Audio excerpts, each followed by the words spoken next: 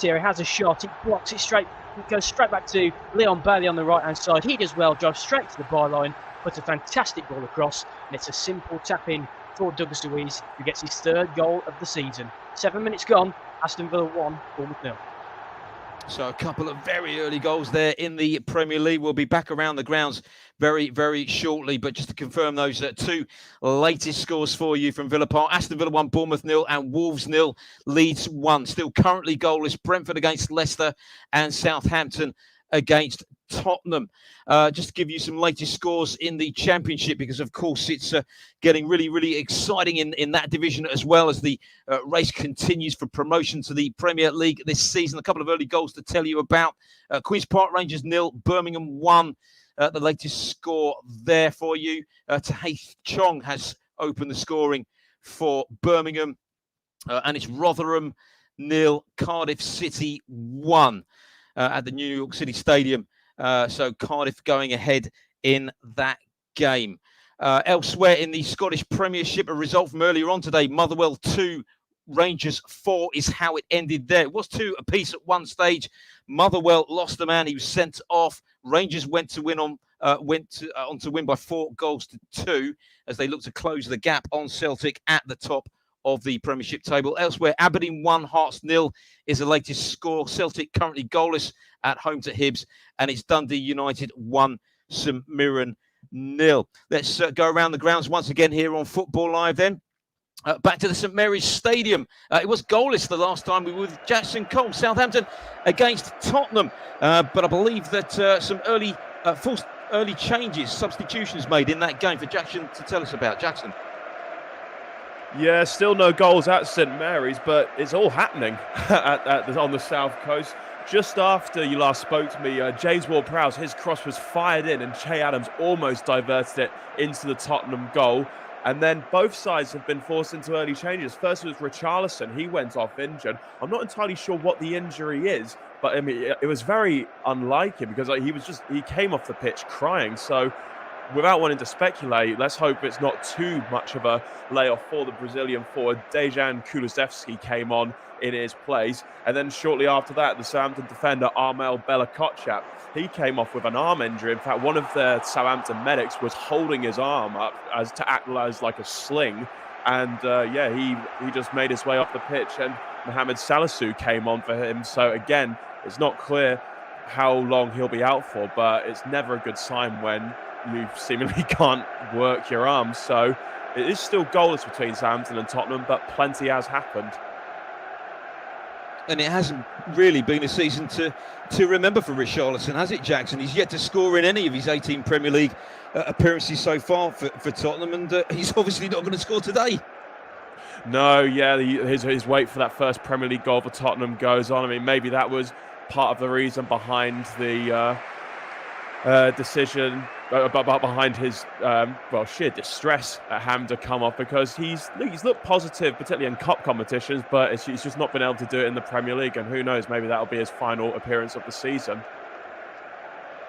That's Jackson Cole reporting on Southampton against Tottenham at the St Mary's Stadium. It is still currently goalless there. Meanwhile, at Villa Park, it's certainly not goalless. Let's get an update. Aston Villa against Bournemouth. Warren Bishop. Well, as I said in the last report for the Aston Villa goal, they've been totally dominant, but they nearly played themselves into trouble playing out from the back, and it was John McGinn who received the ball from Emi Martinez. He looked to find Ezri Konsa, didn't see that Jadon Anthony was waiting in the wings, and Anthony went to slide into the pass to tap it in the net, but it just went a whisker wide of the post. This game is thoroughly entertaining, very end-to-end, surely more goals to come. But 11 minutes on the clock, it's Aston Villa 1, Bournemouth 0. Warren, there's no doubt that the arrival of Unai Emery has been a really positive impact at Villa Park since he took over. He's had a really sound record since he took on the job in October, and Villa have really consolidated that mid-table position this season, haven't they? I mean, they're going to be safe, we know that, but can Emery take them to the next level and perhaps compete for European football next season, do you think? I don't see a reason not to believe that. I mean, if you look at the stats from when he's come in since October, if you compare them with Bournemouth, Villa were below Bournemouth at the time Emery took over, but they're now 11 points clear and 7 places better off. They've taken 23 points from his 13 league matches so far. Could be more today. It was a very controversial decision to sell Danny Ings as well, but Ollie Watkins has really stepped up to the plate, as well as Emi Buendia under the manager. So there's no reason why they can't push higher up the table and look for bigger and better things next season. Yeah, I think they possibly may. Aston Villa still leading Bournemouth at Villa Park by 1-0 there in that game. You'll remember Douglas Luiz in the 7th minute for Unai Emery's side. In the corresponding, or rather in the reverse fixture, of course, which was on the opening day of the season, Bournemouth took all 3 points with a 2-0 win at the Vitality Stadium. Any further developments in that game will bring them right here to you on Football Live on Brilla FM with myself, Chris Baldwin, in the hot seat through until 7:45 p.m. this evening. Let's continue to go around the grounds now. Once again, let's head back to the GTEC Community Stadium for an update on Brentford against Leicester City. Pat Noiret. Yeah, 13 gone, still Brentford 0, Leicester 0, but you can see what Brentford are trying to do. They're trying to play the ball wide and get crosses in. Just before you came to me, it was on the right-hand side. The ball was put into the box, and Ivan Toney rose, but headed the ball down, was cleared by the defender. And if you look at the stats, it's quite amazing that they've got 61%, 64% of possession, 36 to Leicester. They've had 5 goal attempts, one shot off the goal, but 0. When you look at the XG, I love all these XG.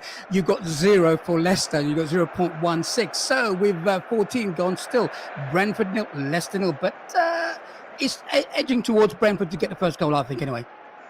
Pat, just a word on Ivan Toney. Been a good week for him, hasn't he? He missed out on the England World Cup squad, as we know.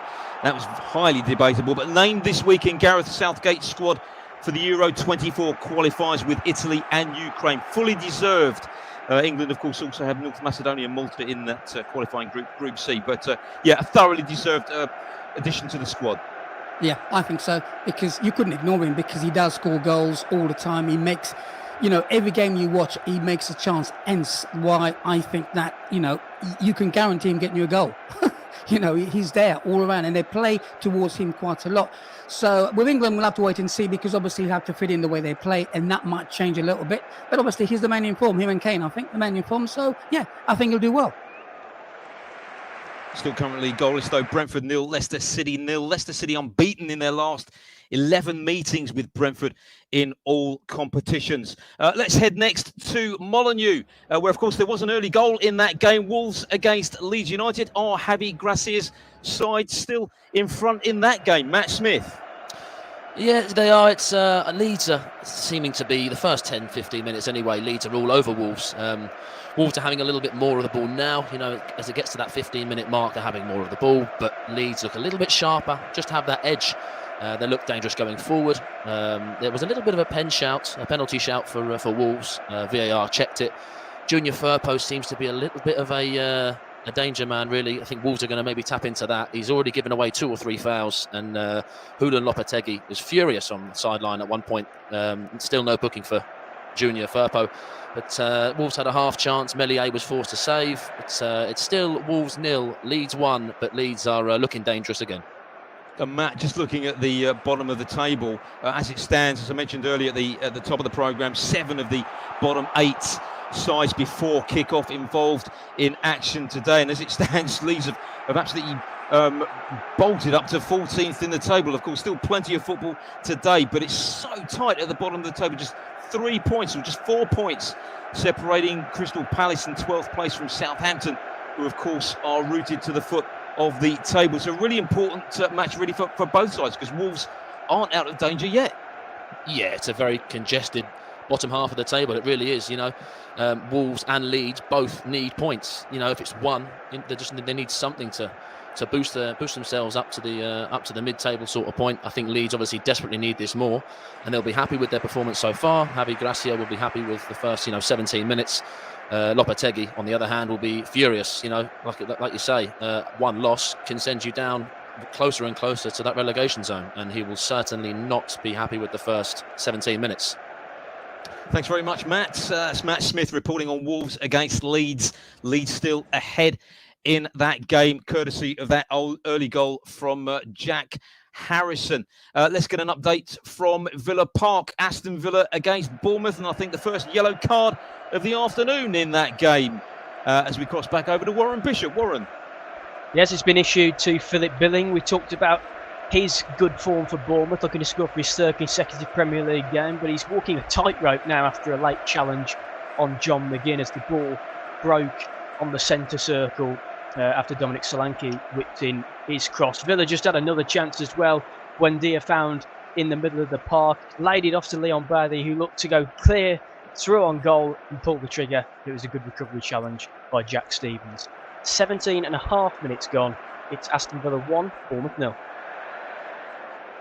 Villa still ahead then. We're still searching for our first goal at the G-Tech Community Stadium at Brentford against Leicester. Has it arrived yet? Pat Noiret.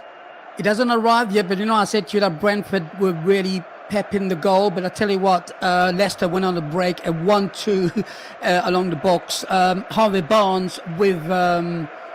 I can't forget the moment it was, but it was 1-2. He took a shot, he curled it, could have been 1-0. Then 2 minutes later, and what happened was that it was Barnes again, got hold of the ball, took a shot, and that should have gone in. It should have been 2-0 already, Leicester. But as it stands, 18 gone. It's Brentford 0, Leicester 0. But Leicester coming back into this game. So let's just quickly recap the latest scores that we have for you in the 4 o'clock Premier League kickoffs. Aston Villa 1, Bournemouth 0. Douglas Luiz with the goal for Aston Villa. Brentford 0, Leicester 0, as you just heard there from our Football Live reporter, Pat Noiret.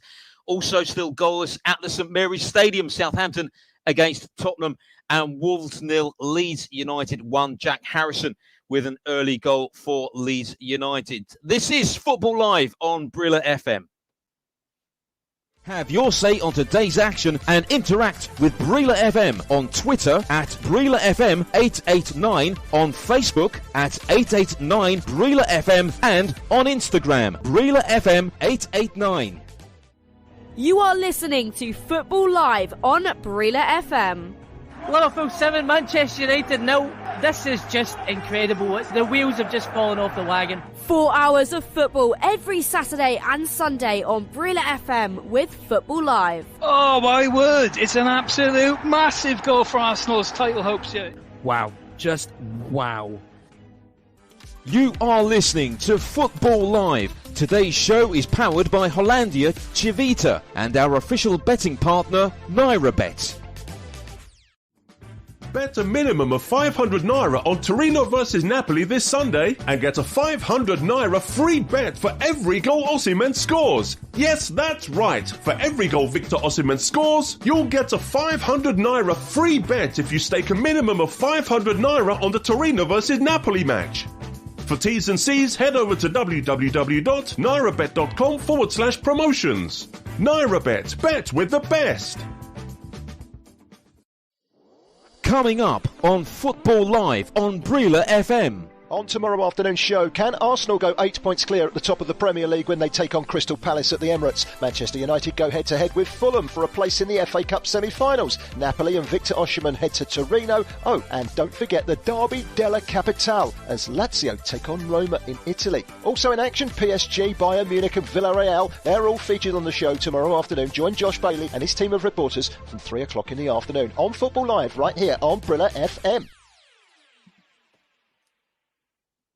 Yep, that's coming up tomorrow afternoon on Football Live. Plenty of action to look forward to there, as Barry just mentioned as well. Of course, Victor Osimhen in action tomorrow as Napoli travel to Torino in Italian Serie A. Just incidentally, there has been a result or a latest score to give you from Italian Serie A with a match currently in progress. Monza against Cremonese, and it's Monza 0, Cremonese 1. They're into the 63rd minute of that game. Cremonese currently second from bottom in Serie A. So that could prove to be a very important 3 points if they can hang on this afternoon to that lead. A couple of other fixtures taking place later on today in Serie A with Salernitana at home to Bologna. And then this evening, in an 8:45 p.m. kickoff, Udinese against Milan. It's Football Live here on Brilla FM. We'll be around the grounds very shortly again, where the latest scores, just a recap: Aston Villa 1, Bournemouth 0, Brentford 0, Leicester 0, Southampton 0, Tottenham 0, and Wolverhampton Wanderers 0, Leeds 1. They are the latest scores. Plenty of action, of course, coming up on our extended programme now. Later on today, Manchester City at home to Burnley in the first of 4 FA Cup quarter-finals this weekend. They kick off at 6:45 p.m. there. And ahead of that, of course, Chelsea in action at home to Everton at Stamford Bridge. That kicks off at 6:30 p.m. And we'll be across both of those games for you here on Football Live. And a couple of matches as well that feature on the programme a little bit later on. Today in French League 1, Toulouse at home to Lille. And in the German Bundesliga, Borussia Dortmund, they have an opportunity to go back to the top of the Bundesliga table this evening if they can beat Cologne. That kicks off at 6:30 p.m. Right, let's go around the grounds once again then here on Football Live.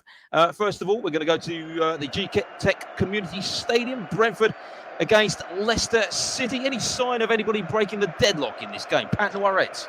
No, not really, but the game has now become a bit more even. What Leicester are doing, they're actually taking the ball away from Brentford, keeping it a bit longer.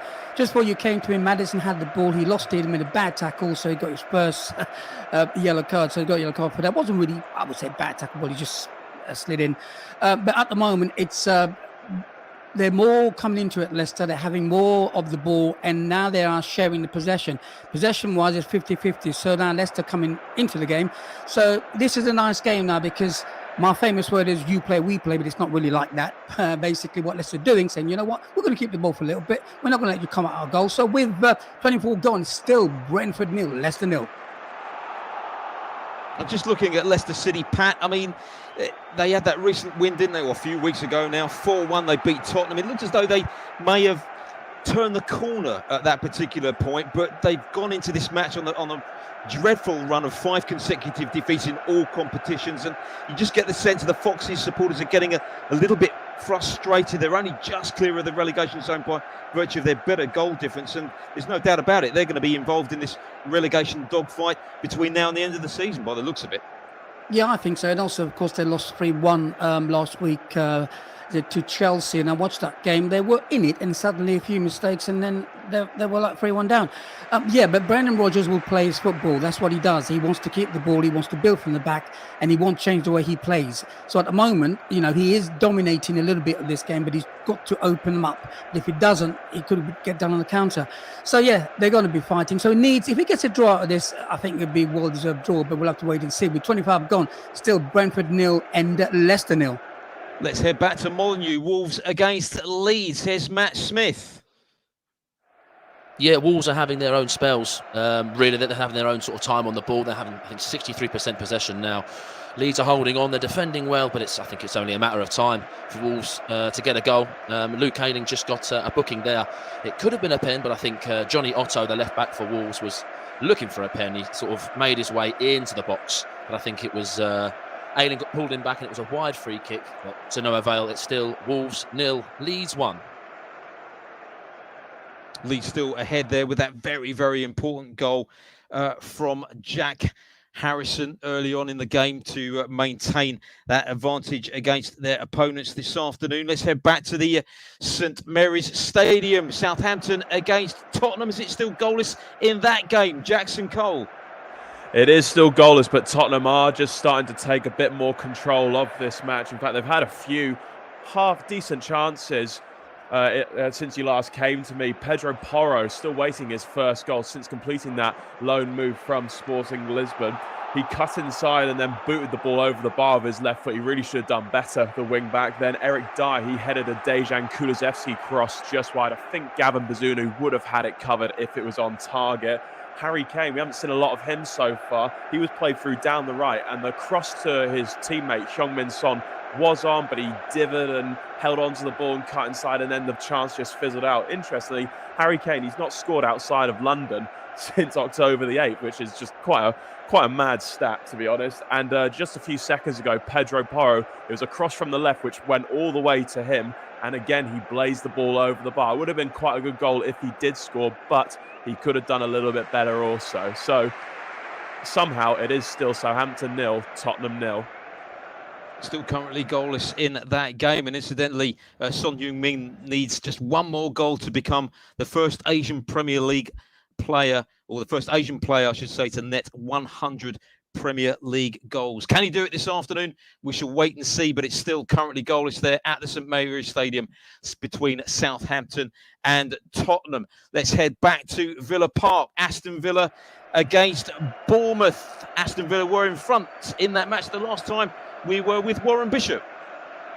Yeah, it's been a good response from Bournemouth, something that will really please Gary O'Neill. There's a bit more calmness on the ball and they're upping the intensity, and they're finding a lot of space in the channels, and they had a brilliant chance as they clipped the ball from Jefferson Lerma to the left-hand side to Dominic Solanke. He cut in on his right foot and unleashed a fierce effort. He was tipped behind from a corner by Emi Martinez. Dominic Solanke looking for his first goal in 9 league appearances. He came close there, but as we approach the half-hour mark, it remains Aston Villa 1, Bournemouth 0. Villa then still in front in that game as we cross back to the G-Tech Community Stadium. Brentford against Leicester City, and Leicester carving out a couple of decent opportunities, I believe, in that game. Pat Noiret. Yeah, it's all happening now. It's going to be you play, we play. My famous words, as you know, on the 25th minute, Patson Daka had got hold of the ball in the box, a loose ball. He took a shot and went far over the bar. And 2 minutes later, Brian Mboma, same thing again, found the ball in the box and he took a shot wide past the post. I think Mboma should have scored on that one. So as we play, you play, it's getting open. 20 minutes gone, it's still Brentford 0, Leicester 0. And we cross back to Molineux. Wolverhampton Wanderers against Leeds. Any signs that Wolves may be getting back or close to equalising in that game? Matt Smith.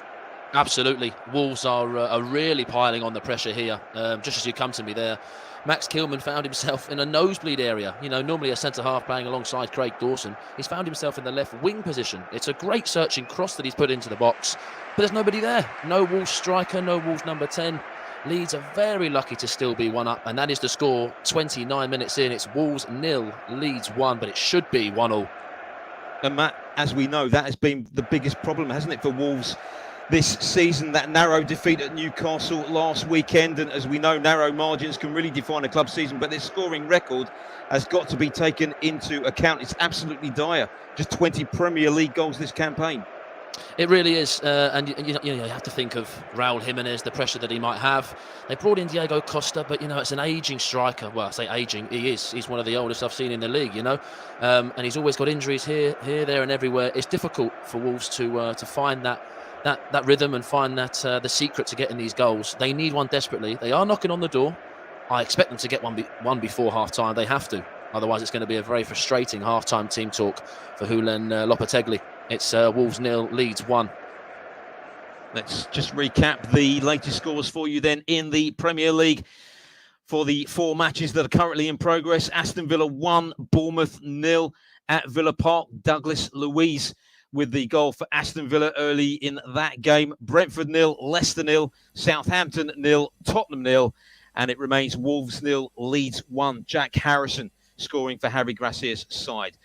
You are listening to Football Live on Brilla FM. The very latest in-play odds with NairaBet. Yes, the latest news on NairaBet, on the NairaBet webpage, with the latest odds. As you're aware, Wolves are losing at home to Leeds United, while Wolves are 4.33 to turn the game around. The draw is 3.50, and a Leeds win, who are still leading at the moment, are 1.91.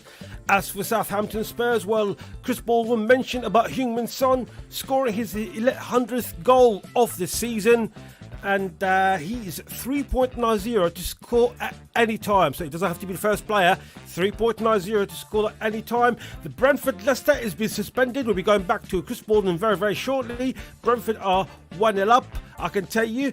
As for Villa-Bournemouth, well, Villa are leading by a goal to 0. Villa are 1.33 for a win, 5 for a draw, and 11.0 for Bournemouth to turn this around.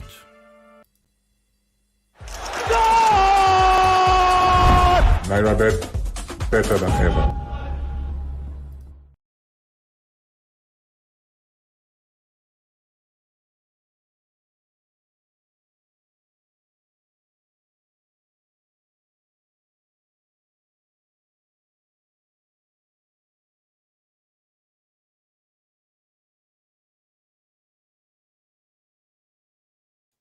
Thanks very much to John Kane for all the latest betting odds.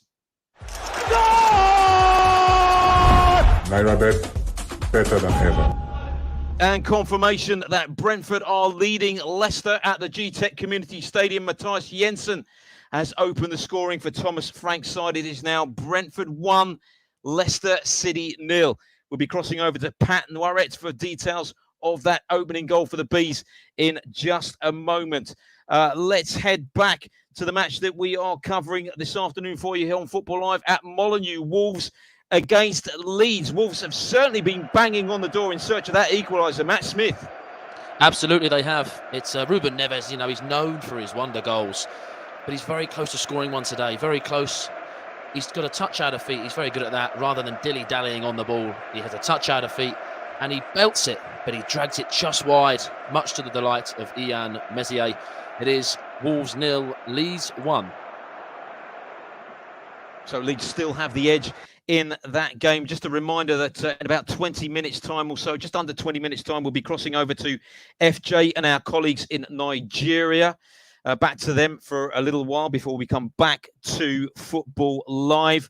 Let's head back then to the G-Tech Stadium for news of that opening goal for Brentford against Leicester City. Pat Noiret. Yeah, I would say that it came around the play. It was just a long ball put forward, and the ball found itself in the box, and Matthias Jensen just took a shot and he got deflection and he went in goal, and Maddison was complaining about offside. So at the moment the goal does count. So it's Brentford with 33 gone. Brentford 1, Leicester 0. So the Bees in front then in that game. Let's head back to Villa Park. Aston Villa against Bournemouth. Aston Villa still protecting that lead. Warren Bishop. Yeah, it was the man in red-hot form, Ollie Watkins, who's come the closest in this game to doubling Aston Villa's advantage. And Bournemouth are flooding a lot of players forward now in hope to get an equaliser. And Villa found themselves breaking away at pace in a 3-on-3. Emi Buendia slid the ball through the centres to Ollie Watkins. He tried to just lift the ball over Neto, but the Brazilian goalkeeper stood firm and blocked the ball away with his chest. We've got about 10 minutes until half-time. It's Aston Villa 1, Bournemouth 0. And Warren, just a brief word on Ollie Watkins, Villa's top scorer of this campaign, 9 goals this season, but most notably 6 of them in the last 7 games as well. He's been in great form this season, and no doubt he will continue to be a threat this afternoon against Bournemouth. Yeah, he's just, it's been quite a quiet afternoon so far for Ollie Watkins, which you wouldn't really expect against an opposition like Bournemouth, but he has been the talisman for Villa, and particularly stepping into the shoes now that Danny Ings has left at West Ham, and Watkins has been the talisman, as he says, looking for 10 plus goals in 3 consecutive Premier League seasons for the first time since Christian Benteke. So he's valued a lot here at Aston Villa and by Unai Emery, and surely he'll have more chances to come today to find the back of the net. That's Warren Bishop reporting on Aston Villa against Bournemouth, where Villa still have the lead in that game by a 1-0. Douglas Luiz with the early strike for Unai Emery's men. Villa are the only team in the Premier League, incidentally, who have scored in all 10 now of their fixtures since Emery took charge back in October. Quite an incredible record there. Let's head back to the St Mary's Stadium for an update on Southampton against Tottenham. Here's Jackson Cole. Well, still no goals, but we have had 2 more substitutes. Since you last came to me, there was quite a lengthy stoppage. Jan Bednarek, he went down in his own box following a collision with James Ward-Prowse.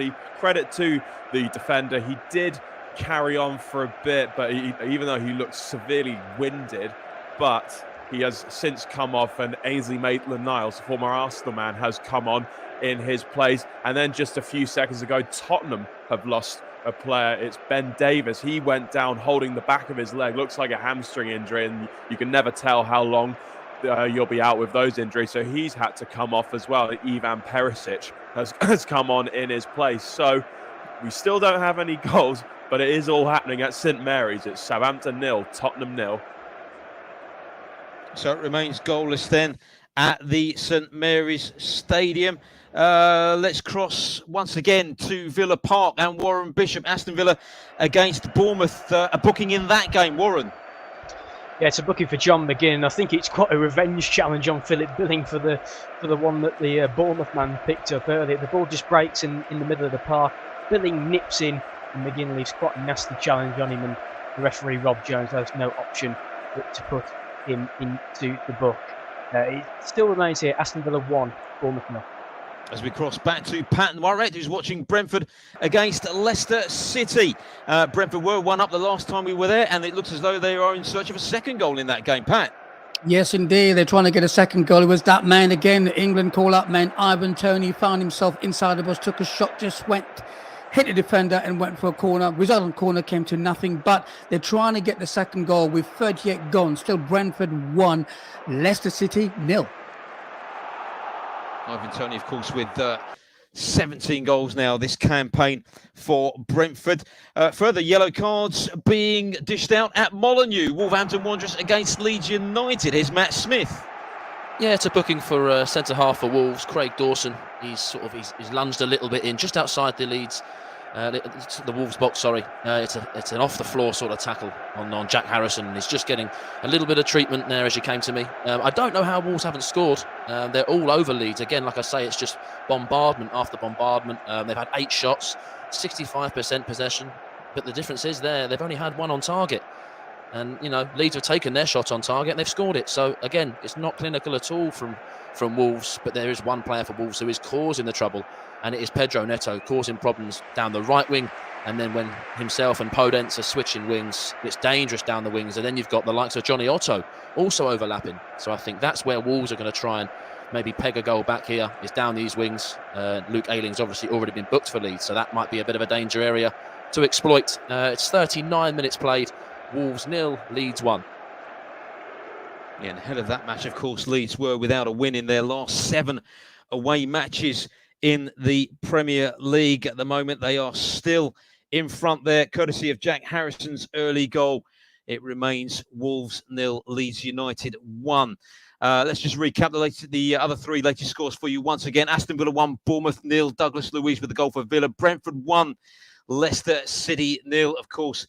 Is the latest score there from the G-Tech Stadium. Brentford going in front through Matthias Jensen. Southampton 0, Tottenham 0. That's our only goalless game so far. Let's head straight back to Villa Park. Possible penalty appeal. In fact, we'll get there in just a moment with Warren Bishop, but news of a potential penalty in that game. As I said, of course, Villa still currently in front there by a goal to 0. And just to recap, Wolves 0, Leeds 1, as you just heard.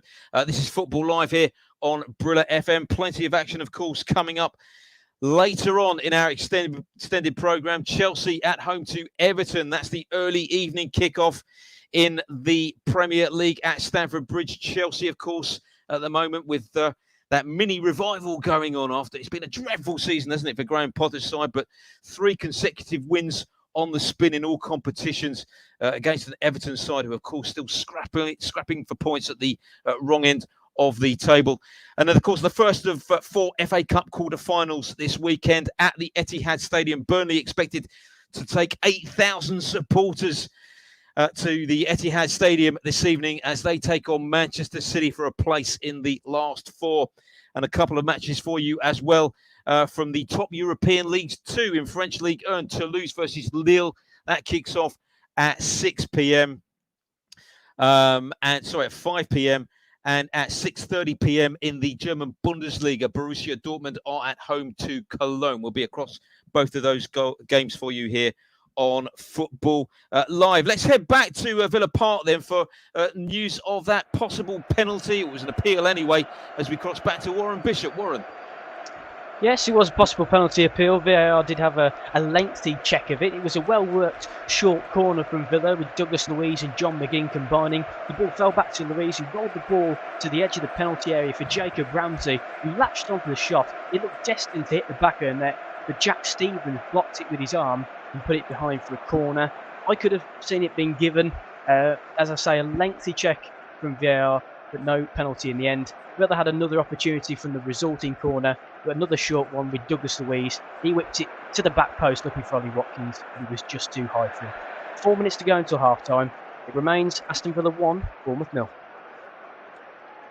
So it remains 1-0 then to Aston Villa in that game. Let's just give you some latest scores from the Championship, where things are, of course, hotting up in the promotion race, or certainly the playoff spots anyway in that division. Blackpool 1, Coventry 1, Middlesbrough 1, Preston 0, Millwall 0, Huddersfield 0, Queen's Park Rangers 0, Birmingham 1, Reading 0, Hull 1, Rotherham 0, Cardiff 1, Stoke 0, Norwich 0, Sunderland 0, Luton 0, and goalless at Vicarage Road, Watford 0, Wigan 0. They are the latest scores for you in the Championship. Burnley, of course, heading straight back to the Premier League as it stands. They are, 16 points clear as it stands from third place, Middlesbrough.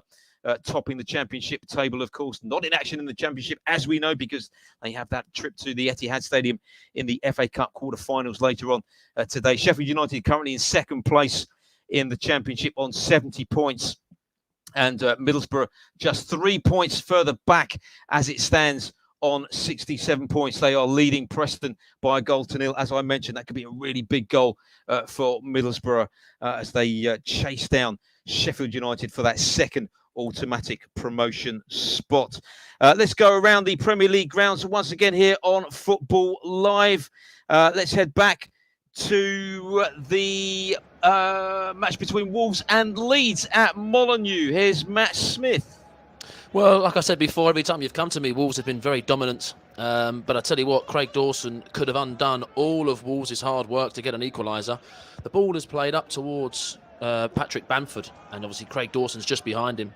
The ball is bouncing around the two of them, and it maybe goes towards the Wolves' goal. Craig Dawson looks to have pulled Patrick Bamford down just outside the Wolves' box, and the referee does give a free kick, but the Leeds players have gone absolutely mental, asking for a second yellow, and when you look at it, it could have been. That would have been a terrible, terrible thing to happen before half-time. At 44 minutes played, it's still Wolves 0, Leeds 1. Oh, Brentford still in front at the GTEC Stadium, GTEC Community Stadium. Here's Pat Noiret. Yeah, we're 44 gone with about a minute of extra time. They're still in front. But before you came to me, Tete found himself in the box. That is for Leicester. He took a shot and went wide. So, they're still in this game. So with 44 gone, still Brentford 1, Leicester City 0.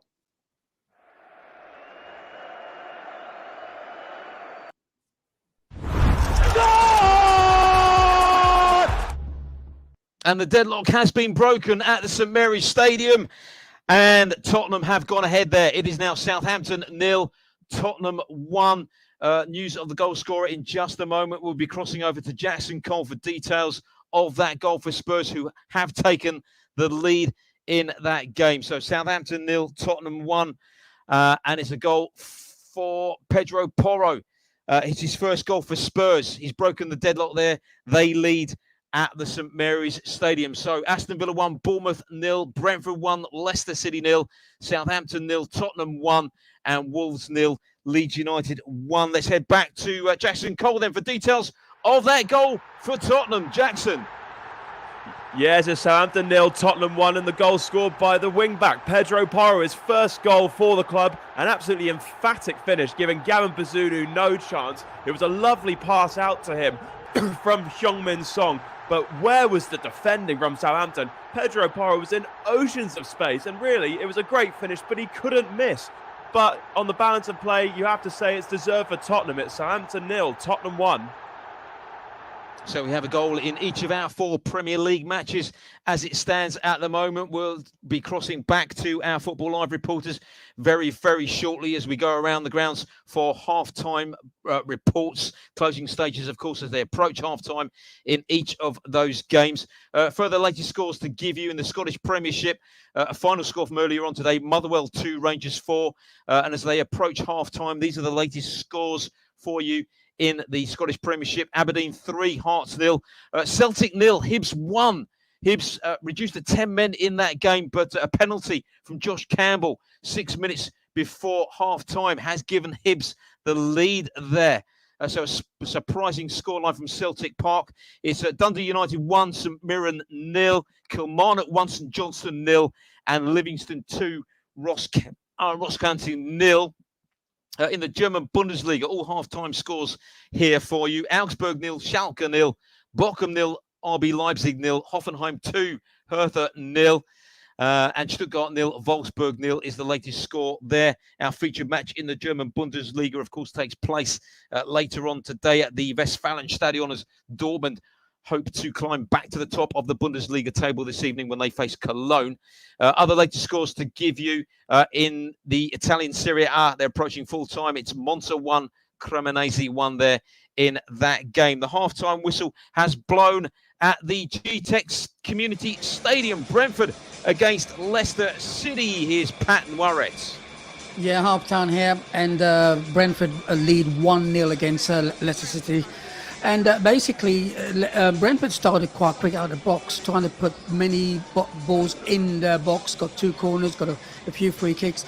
But on 32, Matthew Jensen found himself in the box, and a left foot shot, bottom left-hand corner, and that went 1-0 to Brentford. For me, all to play for the second half, because Leicester were coming back into it with about 2 minutes before half-time. So I'm looking forward to this one. So at half-time, it's Brentford 1, Leicester City 0. Is Douglas Luiz's early strike for Aston Villa still separating the two sides at half-time? Warren Bishop.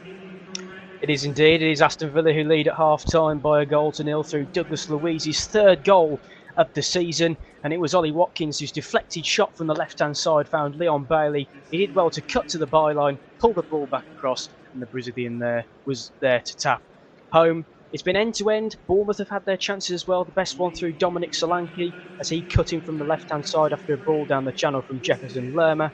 But his fierce strike was beaten away by Emi Martinez. Expecting a few more goals in this one with more chances to come. But at half-time, it's Aston Villa 1, Bournemouth 0. Referee has also blown for half-time at Molineux. Wolves against Leeds United. Matt Smith. Well, Leeds had a good start to the game. Wolves have been dominant in the large segments of the game, but Leeds, the last 5-10 minutes came back in the game. Just a couple of bookings there, just before the half-time whistle blew. Junior Firpo and Weston McKennie, both booked for Leeds. Junior Firpo with a late tackle on Mario Lemina, slipped into the challenge almost. And a booking for Weston McKennie, a little bit of a tussle just before the half-time whistle went. McKennie's already starting to time waste. I think I would be as well if I was trying to hold on to a win like Leeds are. He kicked the ball away and then proceeded to waste a little bit more time, and Wolves were furious with it. Half-time whistle has gone. It's Wolves 0, Leeds 1, but I can expect a few more goals in this one. They're still closing in on half-time at the St Mary's Stadium. Let's get an update on Southampton against Tottenham. Here's Jackson Cole. Yes, it's still Southampton 0, Tottenham 1. I think Tottenham are quite content just to sit back while they wait. They try and wait for half-time to roll around because, they're winning, of course. I'll talk to you more about the Pedro Porro strike. He just found himself in oceans of space in that box. A lovely pass from Heung-min Son, and he slammed the ball in off the crossbar. And the Spanish wing-back, he did have a few decent opportunities earlier in the half, but he was lacking composure. But I can assure you, the composure was not lacking when he scored that goal. The first half before that was probably remembered for the amount of injuries for both managers. Both managers had to make 2 changes during this first half.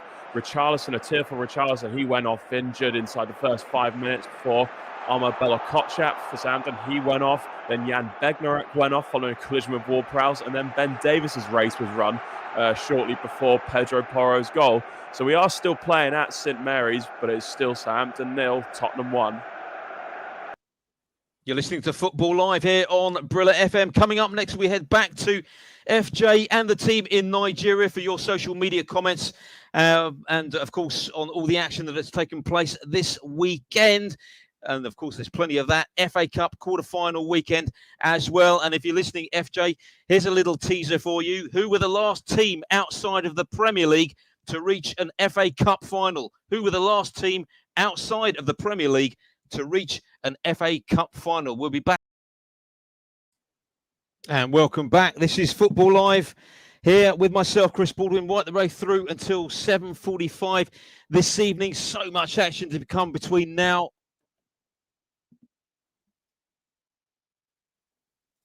and 7:45. Sorry, just a few technical issues there. Right, I have an answer, I think, for you. Well, I don't have an answer for your question, FJ. We're looking into that one. That's a tricky one there. The high scoring right back in the Premier League last season. Working on that one.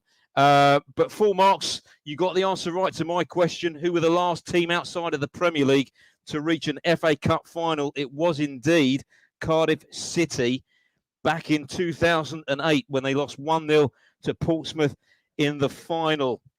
Nwankwo Kanu scoring the only goal of that game. Portsmouth, of course, managed by Harry Redknapp at the time. As I said, we'll try and get an answer to your one, but that's a wicked one, FJ. Football Live here on Brilla FM. Let's just check back in now with Jackson Cole because they had plenty of time added on at the end of that first half. Southampton against Tottenham. Did Tottenham go in ahead at the break in that game, Jackson? They certainly did. It's Southampton 0, Tottenham 1 at half-time. Pedro Porro's strike in stoppage time at the end of the first half is all that separates the two sides. The Spanish wing-back, he had a few decent opportunities earlier in the half, but he made no mistake when he found himself in acres of space following a neat pass from Heung-min Son before slamming the ball in off the crossbar. Before that, the contest would have been remembered for the amount of injuries, with both managers having to make 2 changes each in the first half.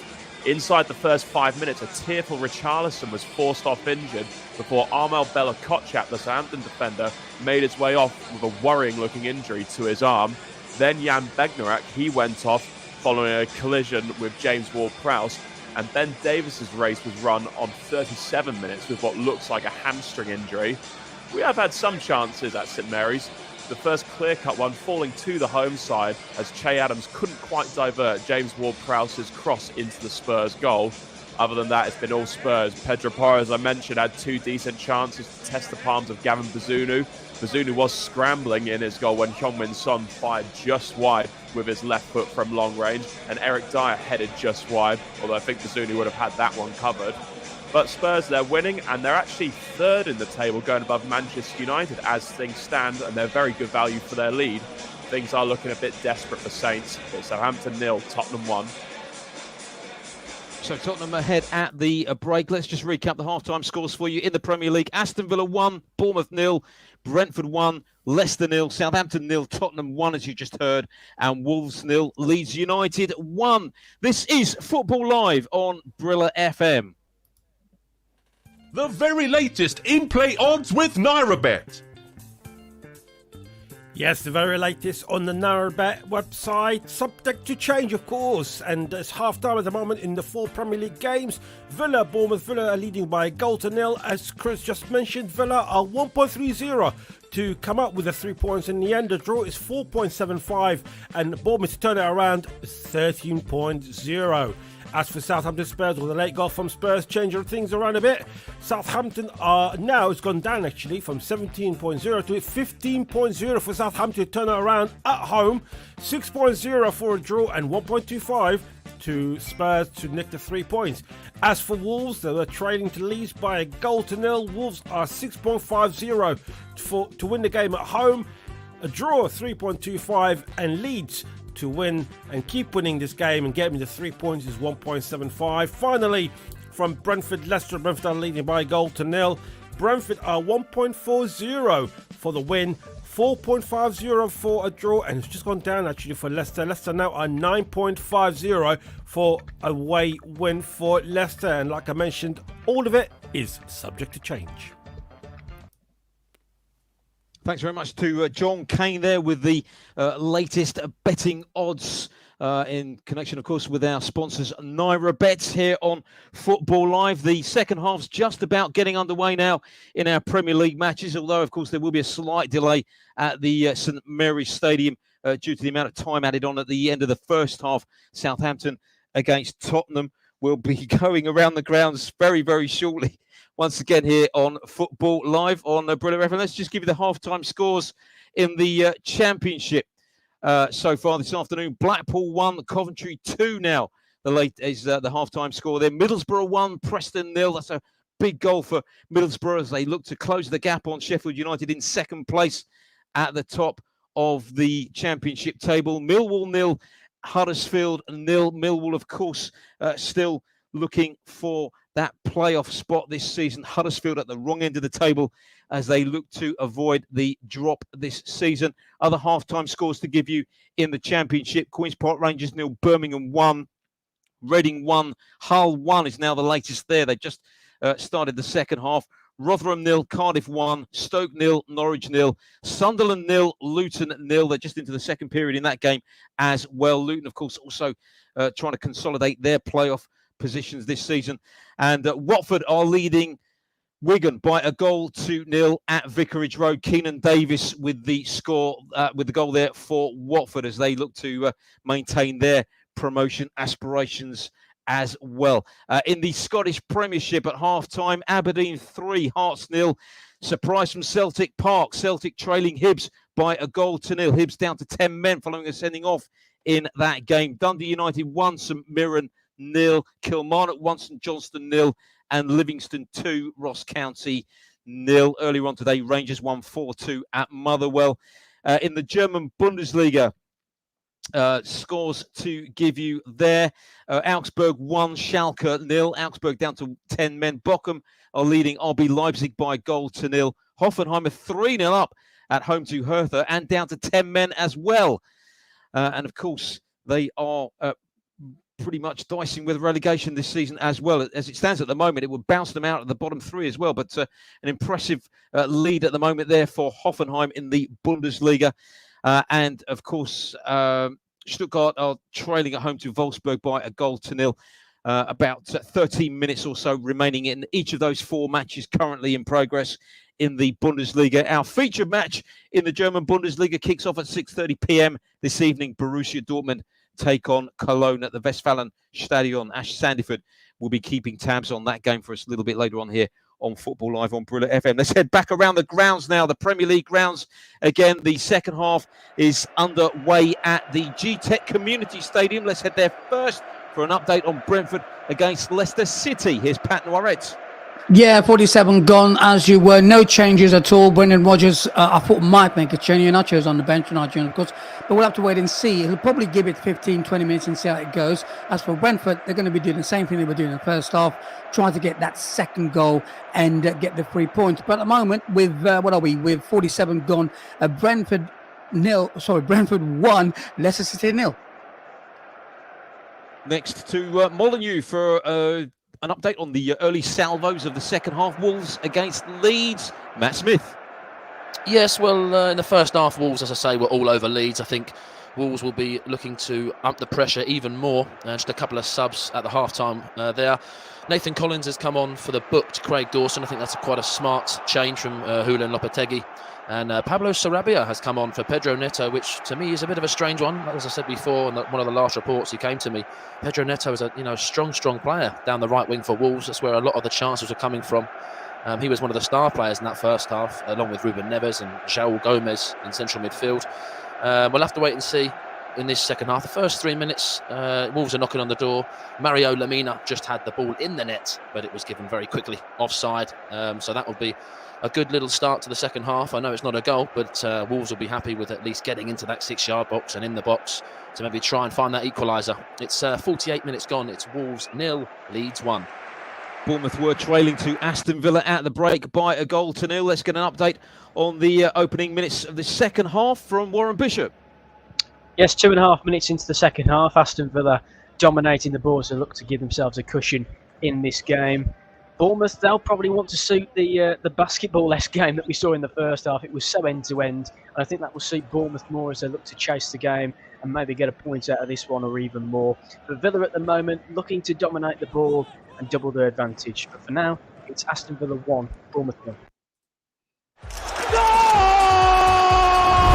Naira better than ever.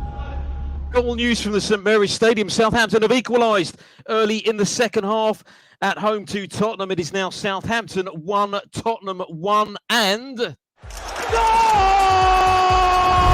Naira better than ever.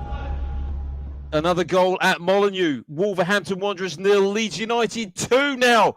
The latest score there. Leeds United fans must be going absolutely ballistic at the moment as they have that 2-goal cushion. What a huge result that could be for them this afternoon. Che Adams got the equaliser for Southampton against Tottenham just a couple of minutes ago. And meanwhile for Leeds United, Ayling has scored for Leeds United to give them a 2-goal lead there. So Luke Ayling with the second goal for Javi Gracia's side. What a huge consequences that could have at the bottom of the Premier League this evening, with Leeds now leading at Wolves by 2-0. They hadn't won in their last 7 away matches. Wolves still struggling to score as well. We'll be getting updates on both of those goals from our reporters very, very shortly here on Football Live on Brilla FM. Let's just give you quickly an update. I tell you what, let's head straight away to Molineux for news of that second goal for Leeds. Here's Matt Smith. Oh, it's an absolute mountain now for Wolves to climb. It's a corner from a centre-half Vuba. But it really comes down to the poor defending of Wolves.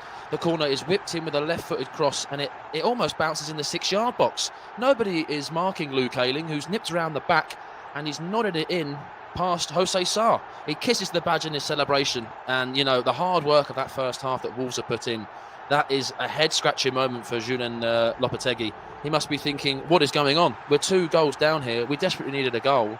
And we've let another very easy, poor defending, very easy goal in. And now Wolves, like I said, have got a mountain to climb. It's Wolves 0, Leeds 2. And Matt, it really opens things up, doesn't it, at the bottom of the Premier League table now, with Leeds leading by 2-0. Absolutely. I think that's a big goal for Leeds to have.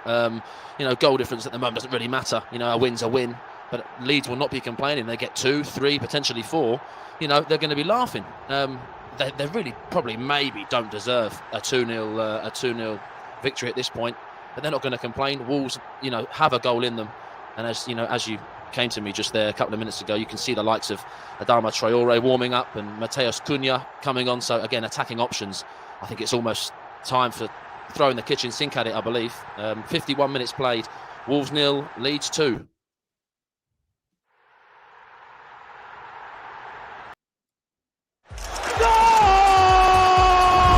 Naira Bet, better than ever.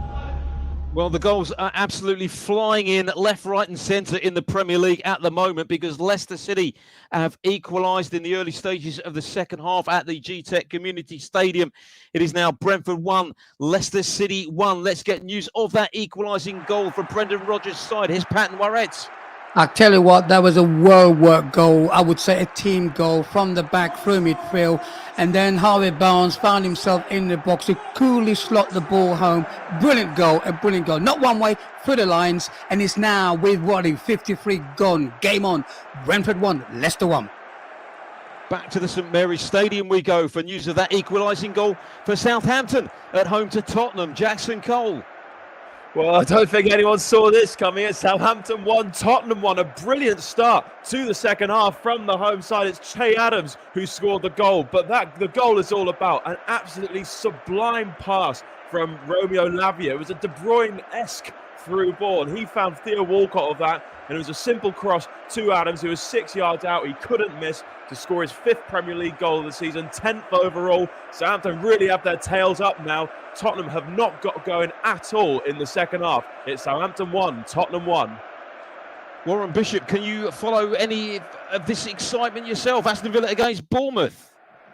Well, unfortunately, no goals to report, but plenty of chances still happening here in the West Midlands, and Ollie Watkins is getting closer and closer to getting on the score sheet once again for Villa. It's a lovely clip ball over to Watkins on the left-hand side. He's got Jack Stevens marking him. He's almost sticking to him like glue. He goes to the right-hand side, switches back on his left, has a pocket of space to drill his left-footed effort, but it's kept out well at the near post by Neto. 53 minutes on the clock. Aston Villa 1, Bournemouth 0. Well, it's an absolutely explosive start to the second half then in a number of Premier League matches there. Let's just recap the latest scores for you. Aston Villa 1, Bournemouth 0, as you just heard there from Warren Bishop. Still that 7th minute goal.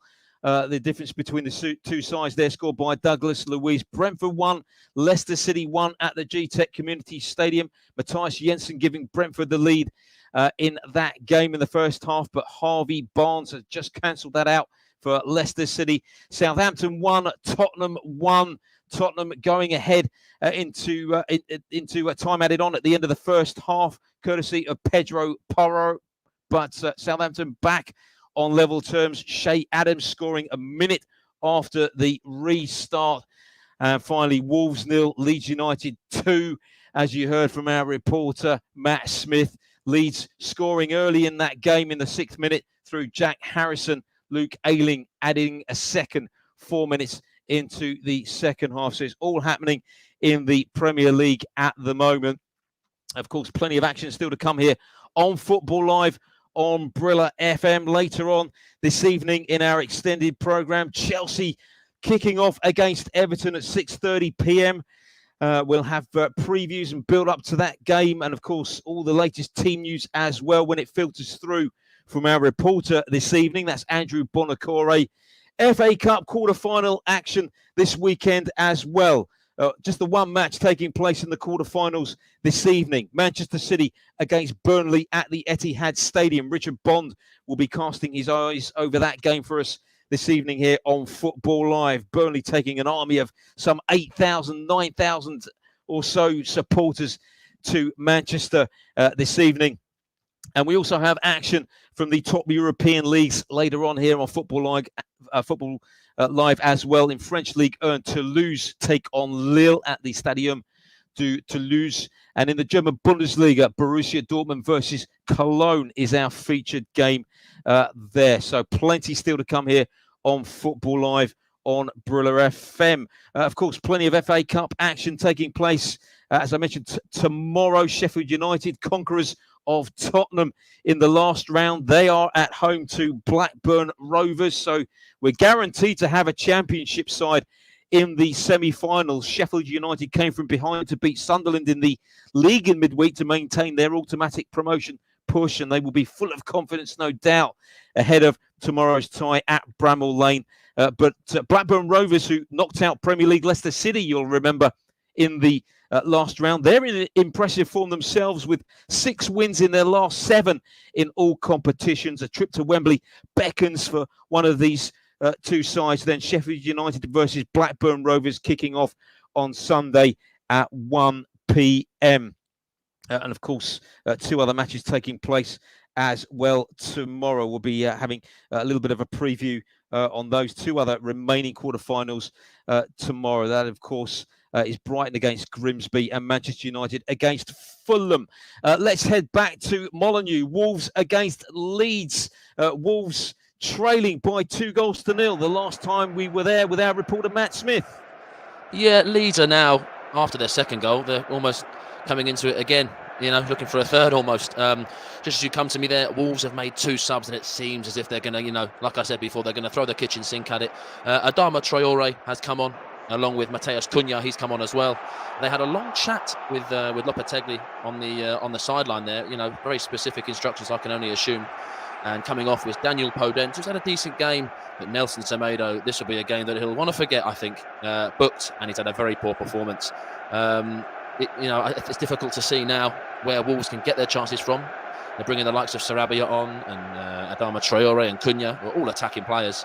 They get 1 goal in the next maybe 5-10 minutes, and it's game on. But we'll have to wait and see. 58 minutes played. Wolves 0, Leeds United 2.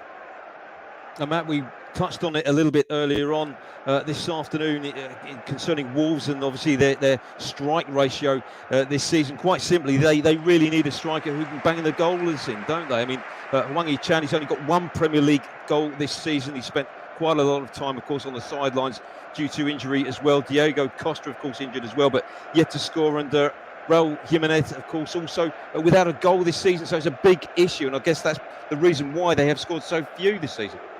Yeah, absolutely. I think, earlier I spoke about Ruben Neves, how he's, his goal threat from almost the midfield. You can't rely on, your captain to lead the team and, boss the players around as well as score your goals. You need a really a prolific goal scorer. Raul Jimenez, before he had his head injury a few years back now, he was, on the books of Arsenal, Manchester United, Liverpool, and that's, a bit died away now. They haven't really done very well in the transfer market. They've got an ageing Diego Costa. I don't know what it is. There's something missing. The build-up play is brilliant for Wolves. It's just that that final step to getting a goal is difficult. Yeah, certainly. This, of course, is the 3rd meeting between these 2 sides. They met in the EFL Cup back in November. Wolves progressed to the next round on that occasion with a narrow 1-0 win. And, of course, they both met on the opening day of the season when Leeds won 2-1 at Elland Road. So, Javi Gracia's side with an opportunity to do the double over Wolves this season. Let's head back to where are we going to go next? We're going to go to to Villa Park, Aston Villa against Bournemouth. I think there's been a third booking in that game for Warren Bishop to tell us about. Yes, there has. There was an earlier chance for Aston Villa. It was Leon Bailey on the right-hand side. Some good work. He clipped the ball into the box for Douglas Luiz from 6 yards out. Looked to double his tally for the afternoon, but Neto scrambled well to the near post to hold onto the ball. Jefferson Lerma has indeed gone into the book for a late challenge on Ollie Watkins. That means both of Bournemouth's central midfielders are now yellow carded.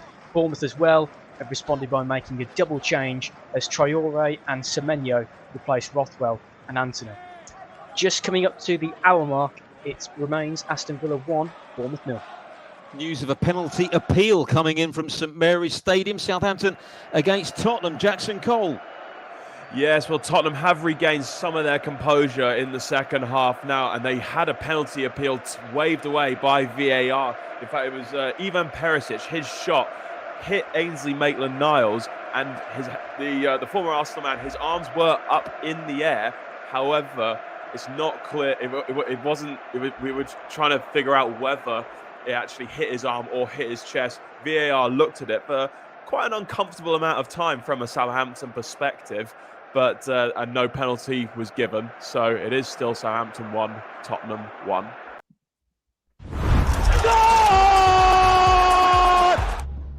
And it's come once again at Molineux, and Leeds are running riot. It's now Wolves 0, Leeds 3 there.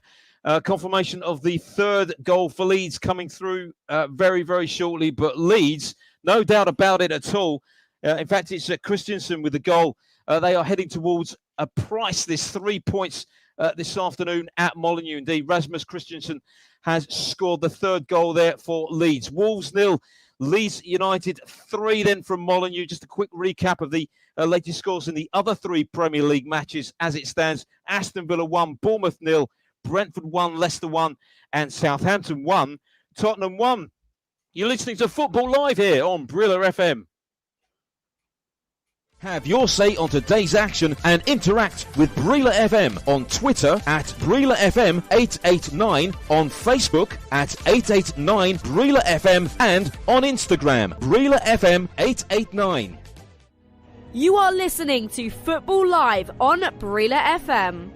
Liverpool 7, Manchester United 0. This is just incredible. The wheels have just fallen off the wagon. 4 hours of football every Saturday and Sunday on Brilla FM with Football Live. Oh my word, it's an absolute massive goal for Arsenal's title hopes here.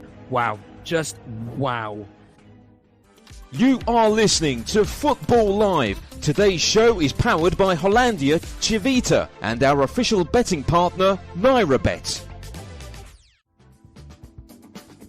Place a bet that contains a pre-match selection from the Torino vs Napoli match this Sunday with a minimum stake of 500 Naira and get a 500 Naira free bet for every goal Osimhen scores. For more information, head over to www.nairabet.com/promotions or follow us on Twitter at NairaBet. NairaBet, bet with the best. Coming up on Football Live on Brilla FM. On tomorrow afternoon's show, can Arsenal go 8 points clear at the top of the Premier League when they take on Crystal Palace at the Emirates? Manchester United go head-to-head with Fulham for a place in the FA Cup semi-finals. Napoli and Victor Osimhen head to Torino. Oh, and don't forget the Derby della Capitale as Lazio take on Roma in Italy. Also in action, PSG, Bayern Munich and Villarreal. They're all featured on the show tomorrow afternoon. Join Josh Bailey and his team of reporters from 3 o'clock in the afternoon on Football Live right here on Brilla FM.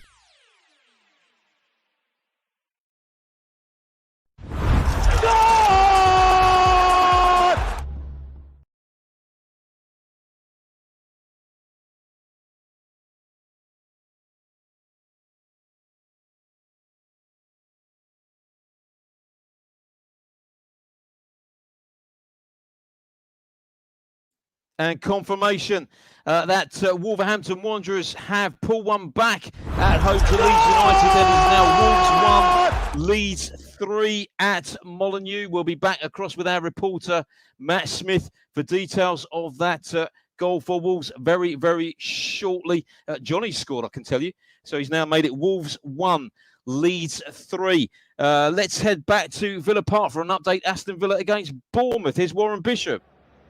Yes, it's probably the closest that Bournemouth have come to getting back on level terms, and it was Philip Billing who seems to be the most dangerous threat for Bournemouth right now. A free kick on the edge of the box. He whipped it towards the near corner, but it was brilliantly tipped over acrobatically from Emi Martinez. He's got a really strong left hand on it. Bournemouth beginning to press. Villa, though, standing strong at the moment. 25 minutes to go. It's Aston Villa 1, Bournemouth 0. Let's get news of that goal for Wolves and that third goal for Leeds at Molineux. Matt Smith. I'll tell you what a whirlwind 2 or 3 minutes I've had at the Molineux here. Goodness me. We'll start with the substitution that was made by Javi Gracia. He took off Wilfred Gnotto, who was not very happy to be taken off, and on came Rasmus Christensen. And, 30 seconds later, it's pure perseverance from Rasmus Christensen, but it's weak defending from Wolves. They've gifted the past 2 goals to Leeds, and he's just come on. He shifts it onto his right foot, and he beats Johnny, and he whacks it underneath Jose Sarr. But 2 minutes later, Meslier has cleared the line for Leeds. Maybe a little bit cocky, 3-0 up. He's come way off his line, and he's headed it as far as he can, but it's fallen to Johnny. And Johnny has volleyed it with his right foot all the way over Meslier, and he's got a goal for Wolves. So, it's game on, maybe, potentially, but it is Wolves 1, Leeds 3 on the 66th minute mark. They've certainly given themselves a chance, haven't they, Matt? But do you think realistically there is any opportunity for Wolves to get something out of this game this afternoon? Well, I think that's a big lifeline for Wolves. I think if there hadn't been a goal for Wolves there, Johnny hadn't scored that, a little bit of luck maybe, then Wolves' heads are dropping, and the fans would have certainly been getting extremely angry. But that gives them a little bit of hope. Maybe 25 to 30 minutes left of this game. With stoppage time.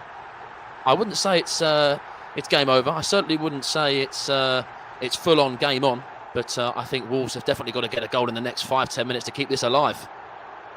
And just looking at the upcoming fixtures for Wolves, Matt, of course, Leeds this afternoon at the moment looks as though they're going to get nothing out of this game. In fact, we're going to have to leave you there for a moment, Matt, because further goal news coming in from the St Mary's Stadium. Tottenham have gone back in front there. It is now Southampton 1, Tottenham 2 in that game. Details of the goal scorer coming through very, very shortly, but Spurs back in front. What a big goal that could be. Guess who scored for Tottenham? No prizes whatsoever. Harry Kane has given them the lead once again there. Southampton 1, Tottenham 2 there. Jackson Cole will be giving us an update on that game very, very shortly here on Football Live on Brilla FM, right the way through with you until 7:45 this evening. Let's cross back to Pat Noirette, who's watching Brentford against Leicester City at the G-Tech Community Stadium for an update on that game. Is it still all level there, Pat? Yeah, 68 gone. It's still Brentford 1, Leicester 1, but change are being made now. De Silva's come on for Gamstad, and also Shady's come on for Weezer for Brentford. Then you've got Daka's off, and you've got Vardy on now, and Ted's come off, and Pratt's come on. So with 68 gone, it means to me they're making changes to see either can win the game, or for Brendan Rodgers, is he happy what he's got? Is he did he bring Vardy on trying to get that goal? So it's a balancing act. But as it is, 69 gone, Brentford 1, trying to get that second goal with Leicester 1 as well, to see if they can stay in the game. And Pat, given the form as we know that Brentford have been in recent weeks and months as well, do you think Brendan Rodgers would be satisfied with the point this afternoon? Yeah, I think so. He's just made a change to see if Bod can get something to run behind. I think he'll take 1-1. If you were given that before the game started, we're taking that. But obviously Brentford will try to go forward to see if they can get that second goal to get the 3 points. So let's see what happens. 69 gone, Brentford 1, Leicester City 1. So that match is still very nicely poised then at the G-Tech Stadium. Let's get news of that second goal for Tottenham at the St Mary's Stadium. Jackson Cole. Yes, it's Southampton 1, Tottenham 2, and who else? Harry Kane with the goal. It was meat and drink for the Spurs striker. Lovely ball in from Dejan Kulusevski on that right-hand side. And there is Harry Kane to rise high, to nod home from 6 yards out. It's Harry Kane's 23rd goal of the season. And it's actually his first goal outside of London since October the 8th, which is just incredible, frankly, considering how good a striker he is.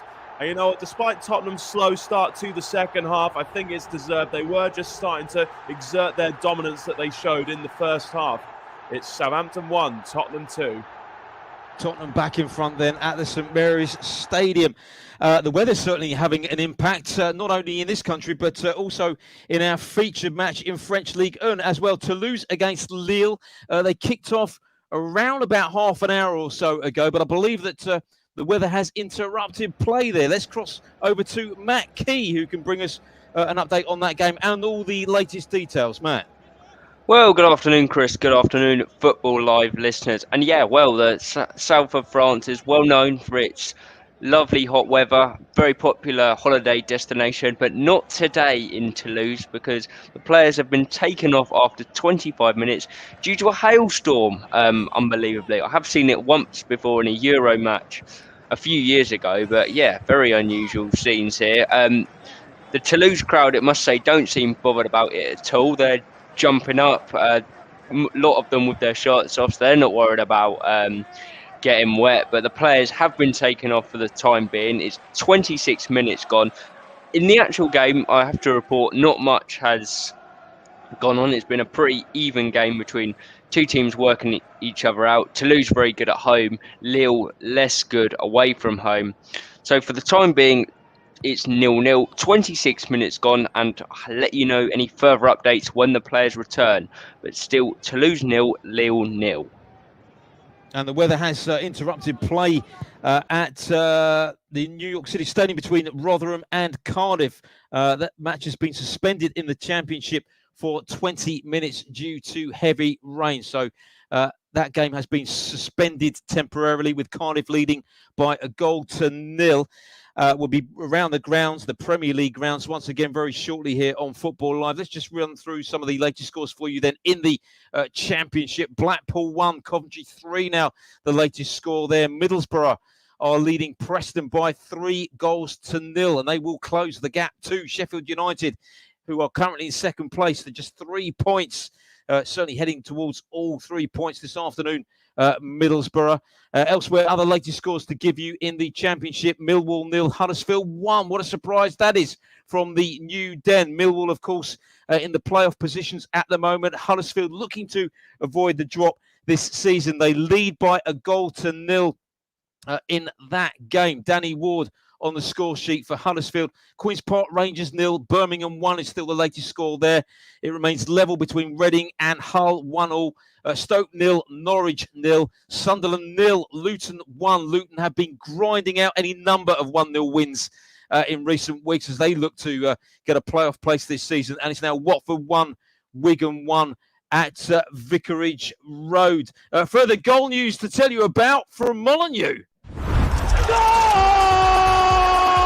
Well, this is quite an extraordinary game that is unfolding at the moment. It's now Wolves 2, Leeds 3 in that game. Many thanks to Barry Swain. Apparently, Leeds came from 2-0 down at Molineux to win 3-2 last season. It could be the reverse this season. Who knows? But Wolverhampton Wanderers have pulled a further goal back there. So it really is game on. It could be a grandstand finish at Molineux. Details of that second goal coming up right now from our Football Live reporter, Matt Smith. Matt Smith, what a game. What a game I've got here. Goodness me. I did say, it's a bit iffy whether it was going to be game on or not, but it certainly is now. Wolves have got their second, and it's Mateus Cunha. The ball is, again, it's a bit sort of jittery around the Leeds box, but the ball fell to Mateus Cunha. He's a touch out of feet. It's a deflected shot off Wuber, I think it is, and it's nipped its way past Meslier. They will not mind how they scored the goal, but I told you before, they've been peppering this Leeds goal. They've been trying their best to push forward in the final third. Leeds look like they may be crumbling. I can't believe what I'm seeing here. It's Wolves 2, Leeds 3 on the 74th minute mark. Oh, some nervy moments amongst the Leeds supporters now as we head towards the closing stages of that game. It really is game on, the game of the afternoon so far. Of that, there's absolutely no doubt. Both sides needing points as they look to steer clear of the relegation zone. Leeds more so. And as it stands at the moment, the Premier League table, Leeds have bounced out of the bottom three. They're currently in 14th spot as it stands with that slender 3-2 lead now at Molineux. The bottom three, Southampton still rooted to the foot of the table and heading to defeat at home to Tottenham at the moment. That won't do them any favours. Bournemouth still trailing at Aston Villa by 1-0. The last we heard, they are currently in 19th spot. And West Ham have now dropped into the bottom three with Leeds currently leading at Molineux. Let's head back around the grounds once again now as we head back to the G-Tech Community Stadium, first of all, for an update on Brentford against Leicester City as we rejoin Pat and Warrett. Yes, with 75 gone, still Brentford 1, Leicester City 1. This is the time where he wants to start making substitution. As for Leicester, Wilfred Ndidi has now come off and you've got Somea's come on. And for Brentford, Matt Jensen's gone off and replaced by Shandon Baptiste. Now, I'm not quite sure whether that's going to be an attacking one for Brentford or a defensive one for Leicester City. We'll have to wait and see. But with 76 gone, it's still Brentford 1, Leicester City 1. Still level then at the G-Tech Community Stadium. Let's head back to the St Mary's Stadium. Southampton against Tottenham. Jackson Cole. Yes, well, Ruben Sellers, he's made a treble change just now. Mohamed El Yunusi, Che Adams, and Stuart Armstrong, have come off. And in place is Sekou Mara, Carlos Alcaraz, and Sulemana, the Ghana international. Just a few seconds ago, there's an effort from Romain Perrault, just kind of out of nowhere, and it almost caught Fraser Forster by surprise. In fact, I think it came back off the post. So Southampton, they're going for broke here, but it is still Southampton 1, Tottenham 2. Aston Villa still maintaining that slender advantage at home to Bournemouth at Villa Park. Warren Bishop. Yes, but just about. Bournemouth have had the best chance of the game for themselves with 20 minutes to go. It was Dango Utara who played a lovely defence-splitting pass through to Dominic Solanke. He's heading in one-on-one with Emi Martinez, but he just delays it too long. You can see the lack of confidence that he's got in front of goal, and by the time he pulls the trigger on his left foot, Tyrone Mings gets back wonderfully to block it behind for a corner. Villa on the counter-attack from that situation on another 3v3. Ramsey playing the ball wide to Traore, and his placed effort went wide of the far post. And a great story here for Bournemouth as David Brooks is coming on for Bournemouth. It's the first time he's going to be coming on to play for Bournemouth since September 2021 after a battle with cancer. But 14 minutes to go here. Villa 1, Bournemouth 0.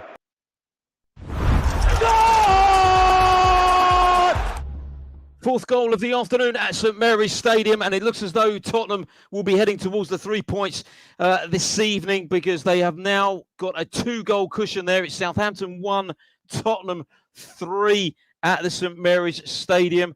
Jackson Cole will be giving us an update on that third goal for Tottenham very, very shortly. Ivan Perisic has scored the third goal there for Spurs. They lead by 3-1. So let's just quickly recap the latest scores for you in the Premier League. Aston Villa 1, Bournemouth 0, Brentford 1, Leicester 1, Southampton 1, Tottenham 3, and a real humdinger at Molineux. Wolverhampton Wanderers 2, Leeds 3. You're listening to Football Live here on Brilla FM.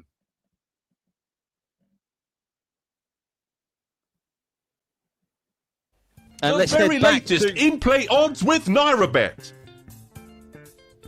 Yes, the very latest bets here on NairaBet, all subject to change, of course. Betting has just been suspended in Villa Bournemouth, so we'll come back to that very, very shortly. Southampton Spurs, well, Southampton are 3-1 down. Southampton are 101.0 to win and turn it around with 50 minutes to go. 26 if you fancy a draw. And, of course, Spurs are literally more or less suspended at this stage. When it comes to Wolves Leeds, by 11 minutes to go, Wolves are trailing by 2-3 at home. Wolves are 15.0 for the win and turn it around. A draw, if you fancy it, is 4.0, and for a Leeds win is 1.40. And finally, Brentford and Leicester. Brentford is 4 for the win. The draw is 1.53, and the draw is 7.0. Of course, that's 1-1. I can tell you there's been a goal at Aston Villa, hence why it's suspended, but we're going back to Chris Baldwin now. The very latest in-play odds with...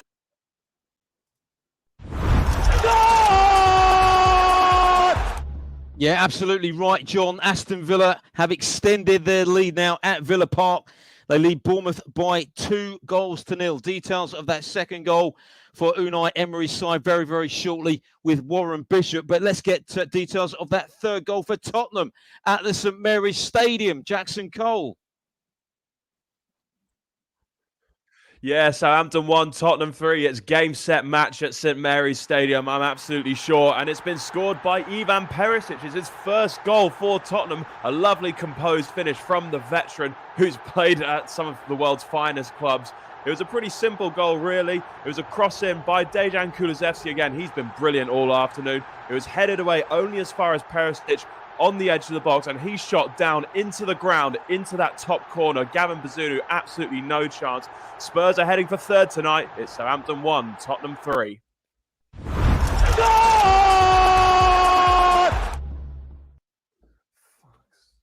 You're listening to Football Live here on Brilla FM.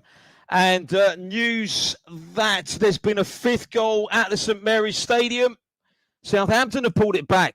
It is, in fact, now Southampton 2, Tottenham 3. Theo Walcott on the score sheet for Southampton this afternoon. So what a game we have on our hands there at St Mary's Stadium. We'll be back again with Jackson Cole for details of that goal for Southampton. Can they get a point of that game? Tottenham seem to be cruising towards all 3 points with that third goal just a few minutes ago from Ivan Perisic. But Southampton have pulled it back. Let's head back to Villa Park for news of that second goal for Aston Villa against Bournemouth. Warren Bishop. Yes, game set and match here. Aston Villa on their way to 3 points. Jacob Ramsey, the scorer. It was a long ball to the left-hand side for Ollie Watkins. He wrestled with Jefferson Lerma. The ball came off Lerma, went straight to Ramsey. Fantastic piece of skill to get away from Stevens, and he just rolled the ball under the goalkeeper, Neto. Villa have doubled their advantage, and they look all set for 3 points here with 10 minutes to go. It's Aston Villa 2, Bournemouth 0. Back to the St Mary's Stadium we go for news of that second goal for Southampton. Jackson Cole. Well, maybe I spoke a bit too soon because Southampton are back in it. Southampton 2, Tottenham 3, and it's the former Arsenal man, Theo Walcott, with a very simple finish from close range. There was a header from Sekumar, and Walcott was unmarked inside the 6-yard box to slot it home. He celebrated his 34th birthday on Thursday. A nice little present for him. Can he get that equaliser for Southampton? It's Southampton 2, Tottenham 3. Yeah, Theo Walcott hasn't featured too heavily this season for Southampton. In fact, he's only scored, that's his first goal of the season, this season, in fact, for Southampton. Further goal news to tell you about from Villa Park. They are absolutely flying in this afternoon here on Football Live on Brilla FM, and Aston Villa certainly seem to be running away with it now at Villa Park. It's Aston Villa 3, Bournemouth 0 there. Confirmation of the third goal for Aston Villa just coming through in a moment. I think it might have been Jacob Ramsey with the second goal there for Aston Villa. Third goal, rather, for Aston Villa. So they now lead by 3-0. Confirmation of that in just a moment. It may not be Jacob Ramsey, but we will get details from our reporter Warren Bishop very, very shortly with that goal. So it's all been happening this afternoon here on Football Live. Aston Villa 3, Bournemouth 0, Brentford 1, Leicester 1, Southampton 2, Tottenham 3, and Wolves 2, Leeds 3. We'll be back around the grounds very, very shortly for further updates on each of those matches. The team news just filtering through for the 6:30 kickoff, of course, in the Premier League. Chelsea against Everton. I can tell you Chelsea lining up with Kepa, Fofana, Koulibaly, Badiashile, James, Enzo, Kovacic, Chilwell, Pulisic, Havertz, and João Felix. Substitute details to follow a little bit later on. And Everton lining up with Pickford in goal, and then Coleman, Godfrey, Keane, Tarkowski, Doucouré, Onana, Gunnar, Iwobi, McNeil, and Gray. A big game that, of course, for Everton this afternoon, with Leeds United winning at Wolves at the moment. As I say, back around the goals very, very shortly. Confirmation, in fact, that third goal for Aston Villa has been chalked off. So that goal does not stand. It remains Aston Villa 2, Bournemouth 0 at Villa Park. There's been a red card at Molineux. Wolves against Leeds. Matt Smith. Yeah, it was first given as a yellow card to Johnny. But the referee, Michael Salisbury, had to have a little look at the VAR check, and he looked at it for a good minute or so. Johnny Otto, it looks as if he's maybe gone over the ball. The ball's a millisecond away from him, and he's just gone over the ball. And the referee had no choice, really, after seeing that footage. And it's a red card for Johnny, which means Wolves are down to 10 men for the remaining 10 minutes, maybe. They've got a mountain to climb again now, but they've done it before. You know, they've come very, very close this time, and they may come close again. We'll have to wait and see. It's Wolves 2, Leeds 3 on the 85th minute mark.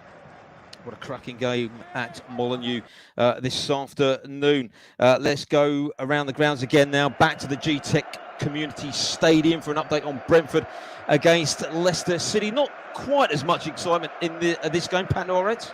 No, not really. And I think, to be honest, I think the substitutions is sort of changed the game a little bit. I thought that Frank made the substitution, Brentford that is, to see if they can actually try to win this game as Brendan Rodgers. His is basically to contain and try to hit him on the break with Vardy up top. So not really many clear goal chances. So I think at the moment, with 86 gone, it's still going to be Brentford 1 and Leicester 1. And I think Leicester probably more content to keep it as it is. So a game that is still very finely balanced at the moment. It would be a decent point for Leicester, as I mentioned with Pat earlier, given the form, of course, that Brentford have been in this season. They won again in midweek, of course, at Southampton, and they're still knocking on the door, possibly, for a European qualification spot this season. We shall wait and see. Let's get an update from Villa Park. Aston Villa against Bournemouth. News, of course, of that goal that was ruled out. Warren. Yeah, a bit of a confusing moment. It was from a corner from the left-hand side from Douglas Luiz, and it takes a couple of deflections off the Bournemouth players. It then falls back into the penalty area. I think all the Bournemouth players stood still. Ezri Konsa poked the ball home, thought it was 3-0, but when VAR reviewed it, the ball had gone out of play, so the goal was ruled out after a lengthy check from VAR. Just before that, though, Ollie Watkins nearly got himself on the score sheet. He is trying. It was a counter-attack, a sharp one on the right-hand side, and his drilled effort was well palmed away for that corner from Neto. As there's a chance here, Tyrone Mings swinging at the ball, and it's kept out by Neto. Douglas Luiz's effort has gone just wide. Villa so close to a third here. Tyrone Mings stabbing the ball towards goal, but Neto stands tall and palms the ball away. Villa just look like scoring on every attack at the moment. 4 minutes to go. It's Aston Villa 2, Bournemouth 0. So Aston Villa still comfortably in control of that game. Back to the G-Tech Community Stadium. Brentford against Leicester City. Pat Norret. Yeah, there was a counter-attack by Leicester and a half chance, I would say, by Harvey Barnes. He found himself in the box, took a shot, but David Brainerd reacts and snuffed it out and then went for a corner. So, Leicester trying to win this at the last minute. We'll have to wait and see. But 88 gone. Brentford 1, Leicester 1. Play has resumed in our featured match in French League 1 this afternoon at the Stadium de Toulouse. Here's Matt Key. Yes, that's right, Chris. We're back underway. We're now 34 minutes into this one after the delay, which lasted about 15 minutes or so. It is still absolutely chucking it down here. So one to keep an eye on. Toulouse have just hit the post, but still, after 34 minutes, Toulouse nil, Lille nil. Well, Aston Villa had a goal chalked off just a few minutes ago, but they have scored now. It's Aston Villa 3, Bournemouth 0. We will confirm that for you very, very shortly. But Villa have scored a third goal in that game, leading Bournemouth by 3-0 into the 89th minute there. Let's continue with our updates here on Football Live on Brilla FM. Let's just check back in now with that humdinger of a game at the St Mary's Stadium. Southampton against Tottenham. Southampton really need the points to obviously stave off their relegation fears. Tottenham need the points to consolidate their place in the top four, and at the moment it's heading the way of the latter. Jackson Cole. It is, but it is all Southampton at the moment. They're throwing everything they can. Ruben Sellers, he's made all 5 of his substitutions in this match. And just after they got that second goal scored by Theo Walcott, the provider for that goal, Sekou Mara, who has played through, he got the goal side of Pedro Porro, but he fired straight at Fraser Forster. A short time ago, Oliver Skipp, he got booked for a challenge on Romeo Lavia as Tottenham desperately try and hold on to their lead. We're just after the 85th minute mark, and it's still Southampton 2, Tottenham 3.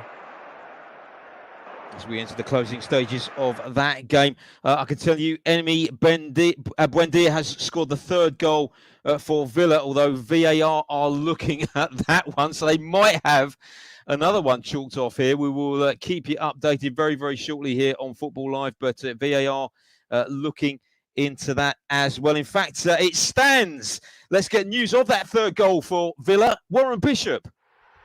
Yes, more set-piece success for Aston Villa. Douglas Luiz whips it in again from that left-hand side towards the near post. Tyrone Mings gets a deft little flick on it, and Emi Buendia is there to tap home for a matter of a yard out. Aston Villa running riot now. They lead Bournemouth by 3-0. So let's quickly recap the latest scores for you as we reach the dying embers of each of these matches in the Premier League. Aston Villa 3, Bournemouth 0, as you just heard. It remains Brentford 1, Leicester 1, Southampton 2, Tottenham 3, and a 5-goal thriller as well at the moment at Molineux. Wolverhampton Wanderers 2, Leeds 3. We'll be crossing back to FJ and the crew in Nigeria very, very shortly. For further updates and social media comments from yourselves. Of course, plenty to discuss about what's happened on a breathtaking afternoon here on Football Live on Brilla FM. Let's just give you some latest scores from the Championship. Blackpool 1, Coventry 4, Middlesbrough 3, Preston 0, Millwall 0, Huddersfield 1, QPR 0, Birmingham 1, Reading 1, Hull 1, Rotherham 0, Cardiff 1. That match still interrupted due to a rain delay. Stoke 0, Norwich 0, Sunderland 1, Luton Town 1, and it remains Watford 1, Wigan 1, and at Vicarage Road in the Championship. In the Scottish Premier League, Aberdeen 3, Hearts 0. Celtic are back on level terms against 10-man Hibs. It's 1 apiece there. Dundee United 1, St Mirren 0, Kilmarnock 1, St Johnstone 1, and Livingston 2, Ross County 1. There's been a red card in the match between Brentford and Leicester City, and Brentford have been reduced to 10 men in that game. Details filtering through of who exactly has been sent off for Brentford. It's a second yellow card for Shandon Baptiste. So Brentford with a disadvantage now. They're down to 10 men. It's Brentford 1, Leicester City 1. At the G-Tech Community Stadium. Let's very quickly cross to Pat Noiret for details of that sending off. Pat. Yeah, it's a silly challenge, basically. Shannon Baptiste just made a silly channel, and it's a second yellow, so it's walked off. So basically, I don't think it was a bad tackle. It's just one of those, isn't it? So basically, we've still added time, maybe 3 more minutes added time to play. Brentford down with 10 men, and it's Brentford 1, Leicester City 1. Well, as we pause for breath on a pulsating afternoon here on Football Live, coming up right now, we're going to head back to FJ and the team in Nigeria for all of your social media comments on all of the action that's taken place this afternoon. And FJ, in answer to your question from earlier on, the right back who scored the most number of goals in the Premier League last season, we believe it may have been Reece James with 5 goals to his credit.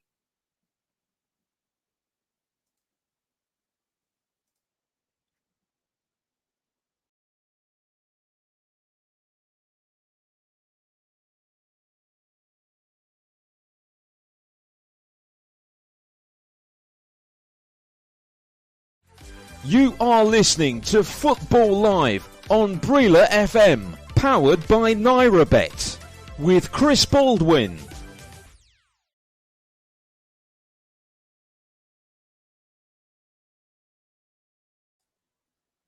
And welcome back. This is Football Live on Brilla FM. Thanks, as ever, of course, to FJ and the crew in Nigeria. We had a little question there from FJ. Of course, I think it was in answer to that, FJ, was it Harry Kane last week I think, the last Premier League captain to score from the penalty spot. Anyway, we'll confirm that. Wow, what an end to the match between Southampton and Tottenham at the St Mary's Stadium, because we had a very, very late goal in that game. Let's cross over to Jackson Cole. Jackson. Yes, Chris, Southampton have done it. It's Southampton 3, Tottenham 3, and it's come through James Ward-Prowse. It was a penalty after Ainsley Maitland-Niles was fouled by Pape Matar. He was only on the pitch for like a couple of minutes, the Tottenham midfielder, but the referee had no choice because there was clear contact on Ainsley Maitland-Niles. And then James Ward-Prowse, the Southampton captain, who scored 8 goals before the penalty, stepped up and lashed it into the top left-hand corner. This is a very Spursy collapse, I must say, and it could be huge in Southampton's survival bid. Got a few seconds left now, and it's Southampton 3, Tottenham 3. Incredible game. Tottenham throwing away a 3-1 lead there. Southampton, that could prove to be a really vital point for them. A late goal also at Molineux. Wolves against Leeds United, and a red card as well in that game. A further red card. Here's Matt Smith. Goodness me, I've got to take a breath for maybe 10 seconds. Goodness. Well, yeah, as you say, it's a fourth goal for Leeds. It's game over. It really is. It's a breakaway goal from Leeds. There were question marks over a foul on Adama Traore in the build-up. After a VAR check, Michael Salisbury is he's given the goal. Wolves are furious, but it was a nice little 2v1 overdrive really attack from Leeds. Rodrigo received the ball, and it's very simple to put it past Jose Sarr. And then, minutes ago, Adama Traore is obviously furious that the goal has been given, and the subs bench for Wolves are also furious that the goal has been given. And one of those players was Mateus Nunes, who hasn't featured today in the 90 minutes. And the referee has obviously been spoken to in the ear by a VAR or by his assistants, and he's walked over to the Wolves bench. He's pulled out a red card and pointed to Mateus Nunes. And Nunes has thrown a fit. He's screaming at the referee. He's having to be held back. It is ugly, ugly scenes. We're 101 minutes in, can you believe? Wolves are down to 10 men. They've also got a man sent off on the bench.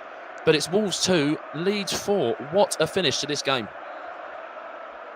Absolutely incredible finish there at Molineux, but the points seem to be heading the way surely to Ellen Road this evening, and a priceless 3 points that as well for Javi Gracia's side. Full-time whistle has blown at the G-Tech Community Stadium. Did it finish level?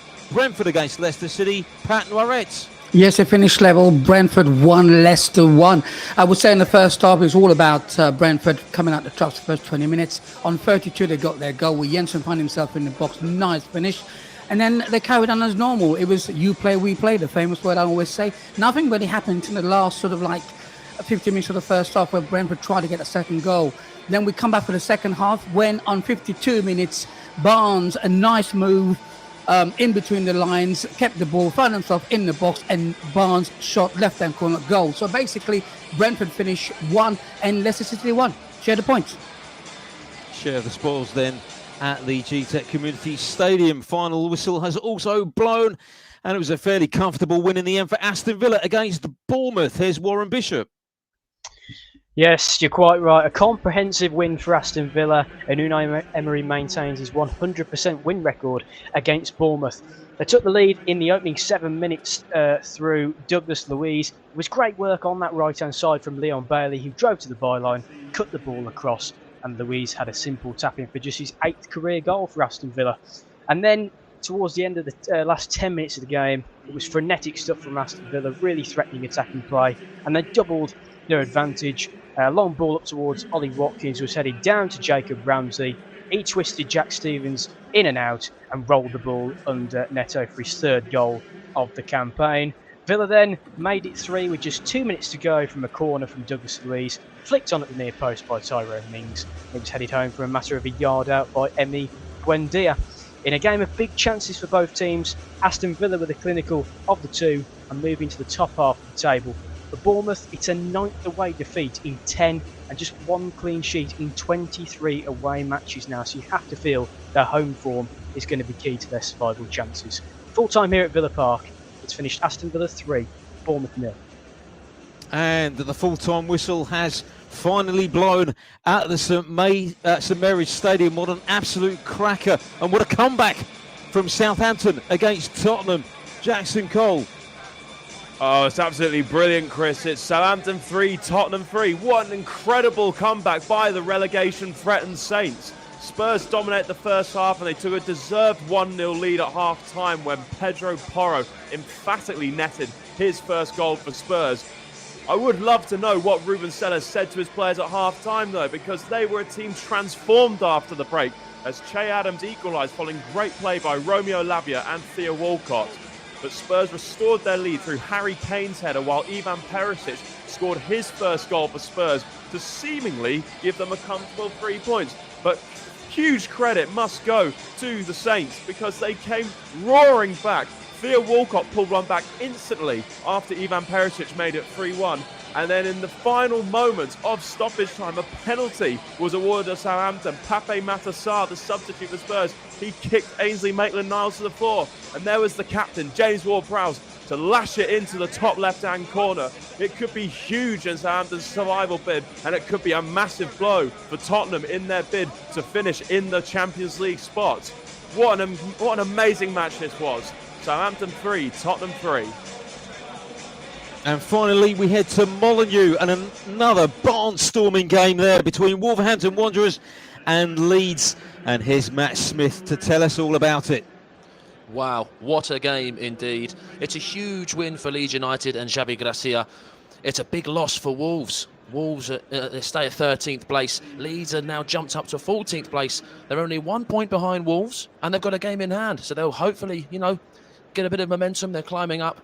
In the 6th minute, Jack Harrison took the lead for Leeds very early on in that first half. And very early on in the second half, Luke Ayling made it 2-0 after some poor Wolves defending.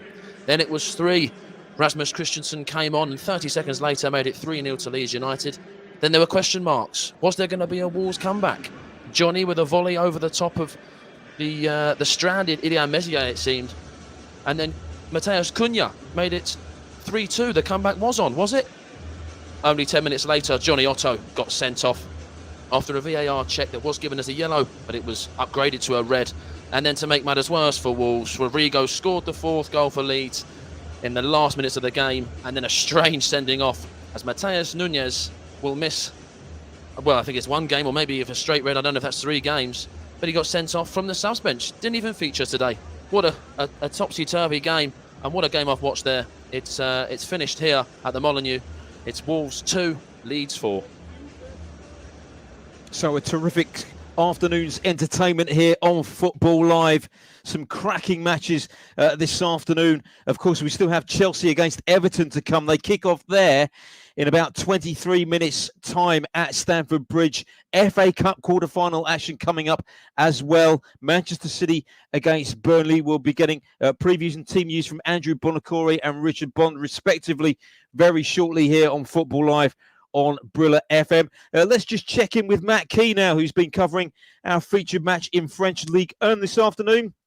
They've reached half-time. Toulouse against Lille. Yes, half-time here, Chris. It's still 0-0 between Toulouse and Lille. Obviously, we had that break due to the torrential hail and rain. Probably about 15 minutes the game was delayed in total. And after a slow start, that break really livened things up. The conditions on the pitch absolutely horrendous, sort of Sunday League style, where the ball wasn't doing what the players were expecting at all, which was leading to mistakes all over the place. Really difficult for defenders and the goalkeeper. So still 0-0 for now, but would not be surprised at all if we get a few goals in this second half. It was threatening too just before the end of the first half. Both teams having good opportunities. And yes, still raining now, so conditions are just going to get even worse. So it'd be a really good test for both teams this. Half-time, players just about to come out for the second half. It's Toulouse 0, Lille 0. Yes, of course, a match that was interrupted due to that hail storm in the first half. Currently goalless then at the break. Further updates during the course of the second half from Matt Key. Goal news to tell you about in Italian Serie A.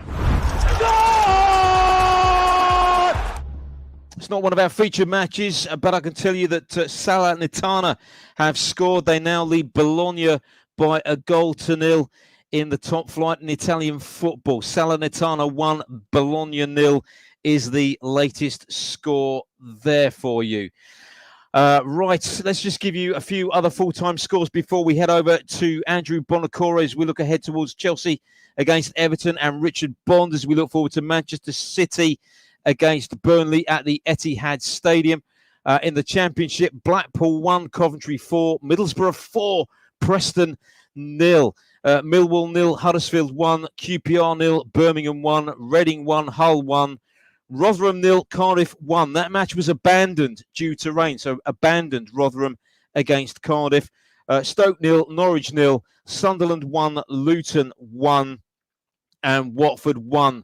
Wigan 1 is how it finished there. Just looking at the standings in the Championship, Burnley, of course, in FA Cup action in about just over half an hour's time or so.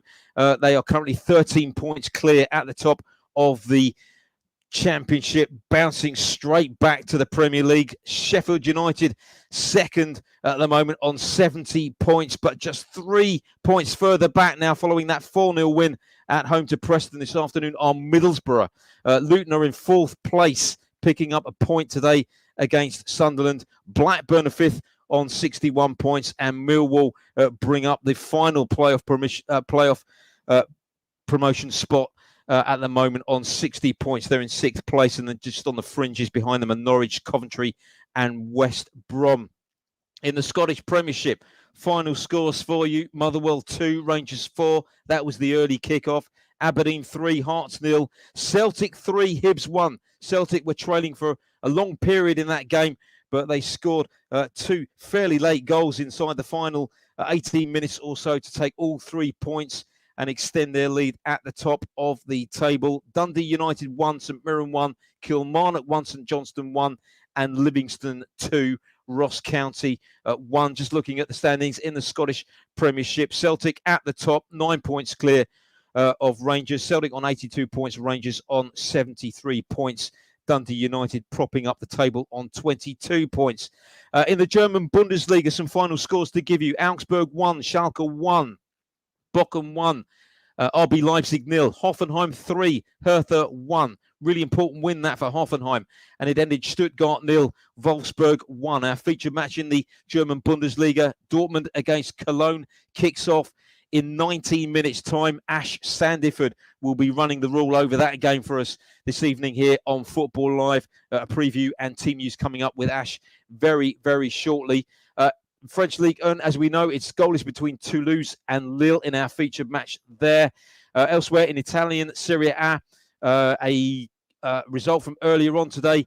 Monza 1, Cremonese 1 is how it finished there. Meanwhile, in the match between Salernitana and Bologna,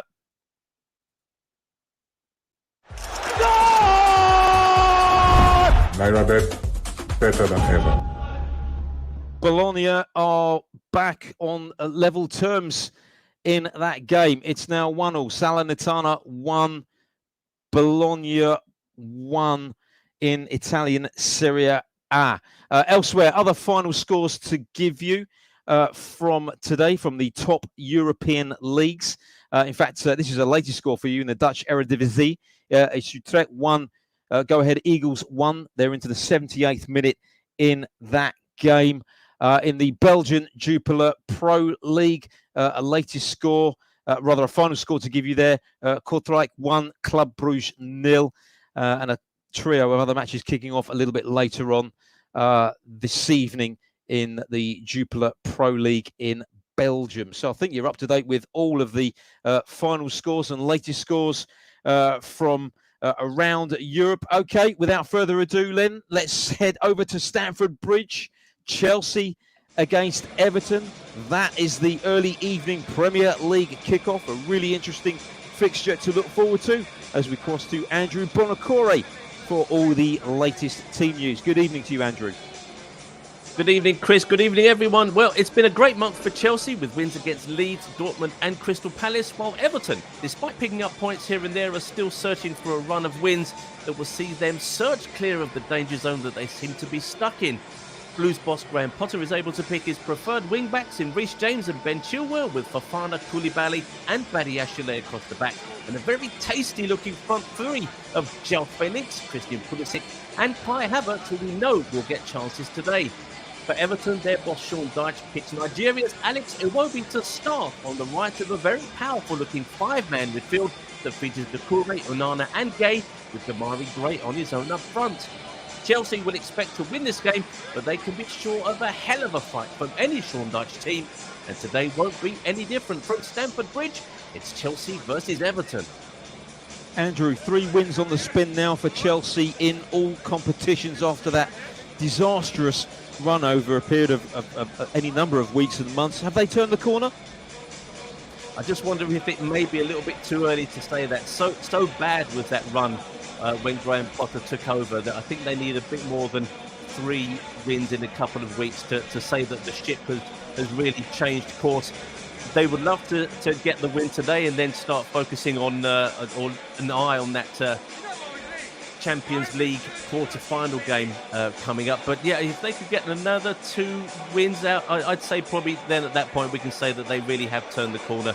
But Everton are going to make it very difficult for them. I think if you remember last season, Everton beat Chelsea towards the end of the season to aid their hopes of staying up. If Chelsea can beat this solid, strong, powerful-looking Everton side, I think this is a big tick in the box, because it's a different type of opposition to the ones that they've faced in recent weeks. That's Andrew Bonacore, who will be reporting for Football Live on Chelsea against Everton. Kick-off in 15 minutes' time. We also, of course, have the first of 4 FA Cup quarter-finals to look forward to this weekend at the Etihad Stadium. Manchester City taking on Burnley. That kicks off at 6:45 p.m. this evening. And casting his eye over that match for us, and with all the team news, it's a very good evening to Richard Bond. Good evening, everybody, and welcome to Etihad Stadium, where we have a David versus Goliath matchup between Premier League giants Manchester City and EFL Championship runaway leaders Burnley. Hosts are lying second in the Premier League, 5 points ahead of Arsenal after another stellar campaign. But in the Cup, a double from Phil Foden, late strike from Kevin De Bruyne sent them to a 3-0 victory through to this round of the competition after beating Bristol City in the last round, whilst Arsenal and Chelsea were dispatched in round 3 and 4 respectively. Pep Guardiola has decided to make 7 changes tonight to his lineup from the side that obliterated Leipzig 7-0 in the Champions League on Tuesday night. Erling Haaland, scorer of 5 of those goals, will be the last person Burnley want to see, but he leads the line once more with the rare starting goals for Stefan Ortega. Laporte comes into defence with Walker and Rico Lewis, whilst Mahrez and Foden come back into midfield. Argentine World Cup hero Julian Alvarez supports Haaland up top in what is looking a really strong lineup for Manchester City. Ex-City captain Vincent Kompany, of course, is in charge of Burnley these days, and he brings his side to Manchester full of confidence after an excellent debut campaign that's seen his club taking the club like a management like a duck to water, really. And Burnley now coasting the Championship title and back amongst the Premier League heavyweights next season. They're having a fine run in the Cup too, beating Bournemouth, Ipswich and Fleetwood on the way to the last 8. On loan striker Nathan Tell is another man in the goals, bagging a hat-trick to take his season tally to 17. He leads the line really as Kompany makes 3 changes hand the start to Bailey Peacock-Farrell, Amin Al-Dakil in defence, and for South African forward Lyle Foster up top. City have not lost their last 10 meetings against Burnley, and they've only conceded 1 goal in that time. It's an FA Cup tie, there's always plenty of magic. Let's see if there's going to be an upset on the cards here. Man City versus Burnley, kick off in about half an hour. And of course, it's enhanced, isn't it, Richard, by the return of the prodigal son, Vincent Kompany, taking his Burnley side there this evening, and I'm sure we can expect a very warm and gracious welcome. Oh, indeed. Kompany's got a statue outside. He is the prodigal son. He won the Cup about 10 years ago in one of the first, what we would call, moments for Manchester City in this big rebuild with the ownership at the club. He's gone into management, like I said. He started off very strongly and he'd be welcomed here. Not so much if he gets the victory tonight, though, but it is looking a very strong City side out there, and I would be surprised if they do manage to get anything from this Burnley. But you never know, they play good football themselves, so we should have a good game on our hands.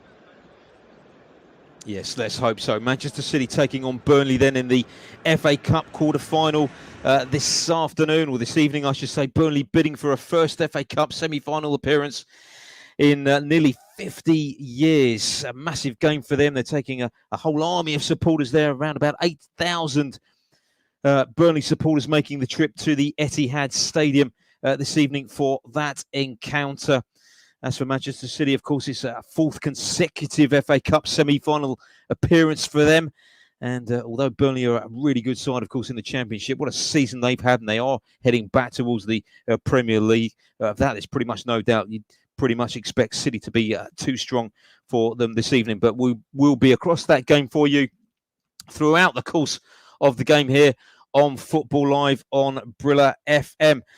We will be getting a preview and some team news from Ash Sandiford very, very shortly. Borussia Dortmund against Cologne. That's our featured match in the German Bundesliga. Borussia Dortmund with an opportunity to go back to the top of the Bundesliga table this evening if they can beat Cologne this evening in that game. Bayern, of course, currently top of the table on 52 points. They are in action tomorrow when they take on Leverkusen away from home. So as I said, over with Ash Sandiford very, very shortly. Borussia Dortmund against Cologne. And of course, we'll be giving you further updates on our featured match in French League 1, Toulouse against Lille with Matt Key as well. This is Football Live on Brilla FM. Have your say on today's action and interact with Brilla FM on Twitter at Brilla FM 889, on Facebook at 889 Brilla FM, and on Instagram Brilla FM 889. You are listening to Football Live on Brilla FM. Liverpool 7, Manchester United 0. This is just incredible. The wheels have just fallen off the wagon. 4 hours of football every Saturday and Sunday on Brilla FM with Football Live. Oh my word, it's an absolute massive goal for Arsenal's title hopes here. Wow, just wow. You are listening to Football Live. Today's show is powered by Hollandia Chivita and our official betting partner, NairaBet.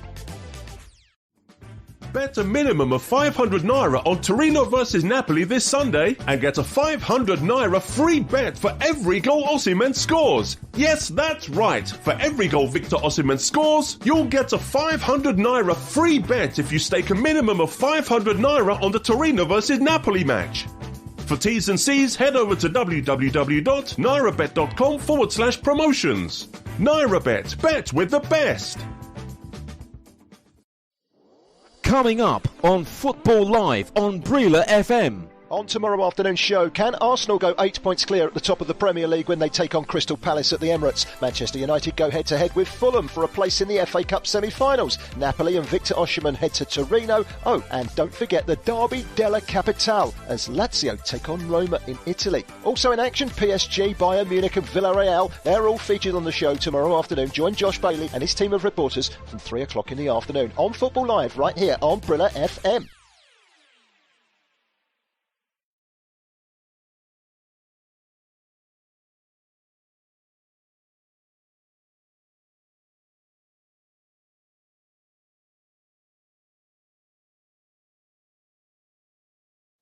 Yes, indeed. Welcome back. Thanks for that. You are listening to Football Live here on Brilla FM. As I mentioned, our featured match in the German Bundesliga this evening. Borussia Dortmund against Cologne at the Westfalenstadion. We are about 8 minutes or so away from kickoff. And it's a timely point now to cross over to Ash Sandiford for all the latest team news. Ash. Yeah, good evening, Chris. Good evening, everyone. And I'm really excited about this game today. Borussia Dortmund versus Cologne here at the Signal Iduna Park. There's been 3 changes for Dortmund, but more importantly, Dortmund must win today. They're really going to be excited to try and get those 3 points. Just being 2 points behind Bayern Munich, they'll be looking to fire themselves back into first position in the league. So 3 changes this evening for Borussia Dortmund. Mats Hummels has been now dropped to the bench and Nicolas Süle comes in. Suspended Emre Can, he got his 5th booking last week in that game against Schalke. In comes in Mahoud Dahoud, and no place in the side, or in the squad I should say, for Jamie Bino Gittens. In comes in second all-time goal scorer Marco Reus. So he plays today. As for Cologne, there's been 2 changes. 20-year-old Eric Martel drops to the bench. In comes Matthias Olsen. And no space in today's squad for Menina. And Sadis Salman comes in today. So that's a big game today between Borussia Dortmund and Schalke here at the Signal Iduna Park. Yeah, it is a big game, isn't it, Ash? Because Dortmund have an opportunity to go back to the top of the table. They slipped up last time out when dropping those 2 points against Schalke. As I said, they trailed Bayern by 2 points at the top of the table. But, after that incredible run, I think, was it 12 successive wins in all competitions? They've just slipped up, haven't they, in the last couple of matches, which, of course, included that Champions League defeat to Chelsea as well. Yeah, they started the 2023 so positively, like you said, not losing a game in 10, and they went into that Champions League game with Chelsea and really underperformed, to be honest with you. Lost that game and slipped up last week in the derby, drawing 2-2, even though going ahead twice in that match. So they'll be disappointed that they've dropped some points in the Bundesliga last week, but they'll be looking to get back on track this evening to go top of the league against this team tonight. So it's going to be a massive game tonight. Also, not being funny as well this evening, Cologne really need to win this evening. They are really, after today's performances and results from Bochum, they won 1-0 tonight. So, and Hoffenheim also picked up points. So they're slightly closing the gap on them in that position. So they'll be looking to get themselves 3 points and move themselves away from that kind of relegation spot. Thanks very much, Ash.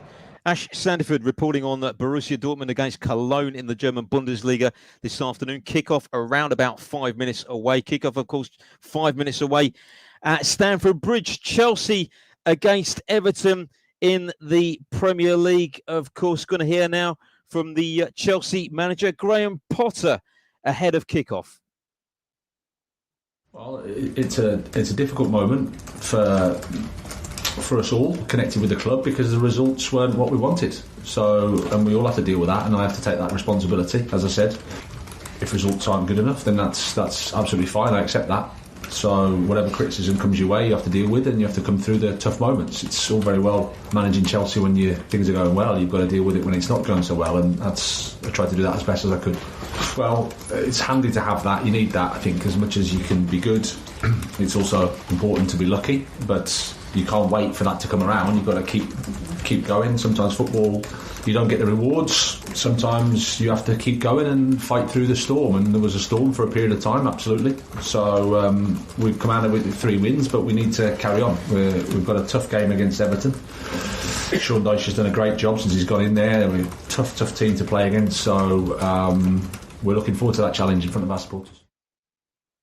That's the Chelsea head coach, Graham Potter, just reflecting on what a difficult time it's been for him in recent weeks and months. But of course, Chelsea going into this game on the back of those 3 successive victories, beating Leeds in the Premier League a couple of weeks ago by 1-0. Of course, that Champions League defeat of Dortmund as well to take them through to the next round. And Leicester City, of course, they disposed of them last weekend as well. But a tricky match, as he said, at home to Everton this evening. Kickoff is just about 3 minutes away. We're now going to hear from Sean Dyche reflecting on the relegation battle this season in the Premier League.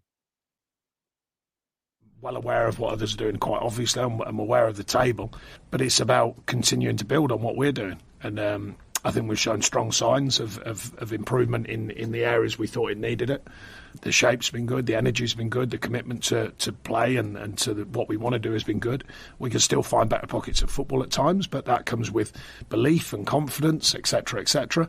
And, the reality is that you're playing some good sides as well. Brentford got a stronger hold on the game second half, but they're a good outfit, and we saw it through in a different way. And that's pleasing for me, finding different ways to see wins, to get wins, different ways to get points. These are all part of a season's work in the Premier League. That I do know. That's the Toffees boss, Sean Dyche, reflecting on that narrow but priceless 1-0 win against Brentford, of course, last weekend. Just looking at the table, Everton just 1 place above the drop zone as it stands at the moment on 25 points, a point clear of both West Ham and Bournemouth. Bournemouth, of course, who lost at Aston Villa earlier on this afternoon. Southampton still at the foot of the table. With an amazing comeback from the Saints. 3-1 down at home to Tottenham. They managed to get a point in that game in a highly enthralling 3-3 draw. But yeah, big game for Everton this evening at Stamford Bridge, where, of course, they play Chelsea. Manchester City take on Burnley, of course, in the FA Cup quarterfinals. Kick-off just about 17 minutes away or so. Our feature match in Ligue 1 this evening is Toulouse against Lille at the Stadium de Toulouse. Let's get an update on the state of affairs at the moment in that game from our reporter, Matt Key. Yes, well, we've just gone past the hour mark now, Chris, and it's still Toulouse 0, LOSC Lille 0. It's not really much happened since you've last come to me, to be honest. Toulouse playing some really nice stuff, keeping the ball really well, knocking it round. That rain has just eased off now, so playing conditions slightly easier. So Toulouse having the better of it at the moment. As for Lille, their main problem has been they've not been able to get Jonathan David enough into the game. The Canadian superstar, he's been on fire this season, 19 goals in the league, but haven't been able to create any sort of chance for him so far, let alone a clear-cut one. You have to think that if they are able to do that with the quality they have in attack, and David in particular, he'll be likely to take that. But that's not happened, but the game's just opening up at the moment, so we'll have to see. But still, Toulouse 0, Lille 0. Matt, as far as Toulouse go, they're back in Ligue 1 after a couple of seasons away, of course, and they've probably just about done enough to retain their top flight status this season. Yeah, that's right. They got promoted last year from Ligue 2, won the league, as you say, first time in 2 years. And they've had a very respectable season. They find themselves very solidly in mid-table. They don't look like they're going to be threatened with the relegation places. So for them, they'll be really happy with that. You could tell that the mood's been good. The crowd today has been absolutely excellent. It's been packed, and that awful weather early on didn't deter the supporters at all. So they've obviously enjoyed what they've seen. As I said, their team played some good stuff this afternoon, so they can be very happy with their return to the top flight of French football. Yeah, just about to kick off at Stamford Bridge, Chelsea against Everton. Just coming back to you for a second, Matt, as well. Just looking at Lille, they've still got plenty to play for, haven't they? They're pushing for a European qualification spot, but they really don't travel well away from home. Just 18 points from a possible 46 this season, but still within touching distance of European qualification this season. Yeah, that's exactly right. Chris, you look at the top of League, it is really tightly packed. Monaco lost last weekend, which gave Lille a really good opportunity to close the gap even further, but they could only manage a draw despite being 3-1 up against Lyon. It was David last week scored a hat-trick. They were 3-1 up, so it looked like they were going to get the victory there, but 2 goals from Lacazette for Lyon, who came off the bench, rescued a point for Lyon and meant Lille missed out on 2 points they really should have got. But yeah, it's been the travels that have been the problem for them this season, and the reason why they're not in a bit of a stronger position. But still 10 games to go, plenty to play for, and a victory here will really give them some momentum, you feel, as we go into the business end of the season. Into the 64th minute there in that League 1 encounter. It remains goalless. Toulouse 0, Lille 0.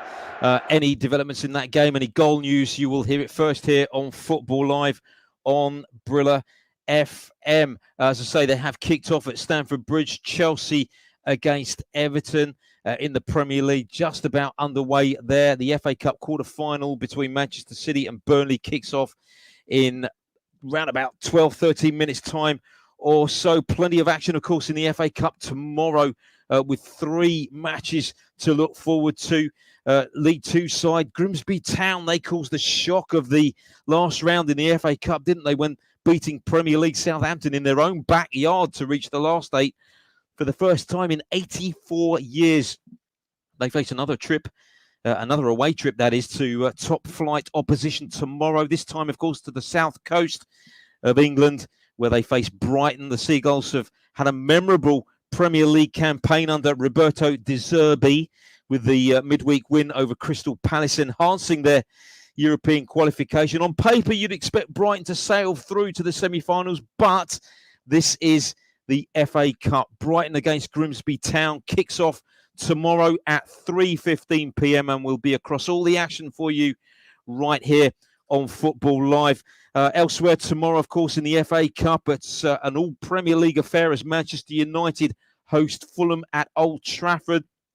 Eric Ten Hag's side will be looking to keep their domestic cup double aspirations on course following their success in the EFL Cup, of course, a few weeks ago when they beat Newcastle in the final, and they'll be buoyed, no doubt, still further when reaching the last 8 of the European League after knocking out Europa League, after knocking out Real Betis on Thursday night. Fulham, meanwhile, they'll be hoping to go one better than the last time they reached this stage of the competition, and that was back in 2010. Manchester United versus Fulham for a place in the last 4 of the FA Cup. Kick-off on Sunday at 5:30 p.m. Regular updates and reports right here on Football Live. And, of course, the other FA Cup quarter-final tie taking place tomorrow is at Bramall Lane as Sheffield United, who, of course, beat Tottenham in the last round. They're at home to Blackburn Rovers, an all-championship affair, so a championship side guaranteed a place in the semi-finals. Sheffield United, of course, going great guns in the championship, coming from behind to beat Sunderland away from home in the league in midweek. That was a cracking result for them to maintain their automatic promotion push this season. But Blackburn Rovers will have other ideas, no doubt. Remember, they knocked out Premier League Leicester City in the 5th round. They are in impressive form as well in the championship. 6 wins in their last 7. In fact, that's in all competitions. So a trip to Wembley beckons for one of those two sides tomorrow. Sheffield United versus Blackburn Rovers kicking off tomorrow at 1 o'clock. And we'll be across that game for you. And of course, with our team of reporters hosted by Josh Bailey tomorrow on Football Live. Chelsea against Everton. They are underway there. They're coming up to about 5 minutes played. There remains Chelsea 0, Everton 0. Right now, I think it's time to get a few betting odds. You are listening to Football Live here on Brilla FM. The very latest in-play odds with NairaBet. Yes, the very latest odds here on NairaBet. Of course, all prices are subject to change. Chelsea against Everton were played about 5 minutes. Chelsea are 1.50 for the win. If you think Everton going to get a draw, is 4.0, and a win for Everton away from home is 8.0. The other games they're keeping an eye on is the Toulouse-Lille, 68 minutes gone, still 0-0. However, Toulouse to win is now 5.0, 2.0 for a draw, and Lille to nick it away from home is 3.0. Borussia Dortmund, 6 minutes gone, still 0-0. Borussia Dortmund are 1.53 now, has gone down for a home win, 4.75 for a draw, and 5.50 for an away win for Cologne. And of course, we've got Manchester City, Burnley coming up very shortly. Hasn't kicked off just yet for Man City for the win. Of course, you can expect it to be very favourable odds, and it is 1.12. A draw is 9.0, and an away win for Burnley is 19.0. But to make things more interesting for goals scored, which is if you fancy it, so if you think it's going to be more than 2.5 goals for Manchester City in the game, that means 3 goals or more, it's 2.15 for Manchester City to score 2.5 more goals. And if you think Burnley is going to score at least a goal, just 1 goal, it's 2.30 for a goal to score anytime for Burnley away from home. Of course, all these offers and odds are subject to change. You are listening to Football Live on Brilla FM. Let's check in then with Andrew Bonacore for the first time this evening since kickoff. Chelsea against Everton at Stamford Bridge. Andrew. It's all Chelsea so far, Chris. A drive from Fernandes, ricocheted around the Everton box. And just now, a Ben Chilwell free kick was headed over by Seamus Coleman.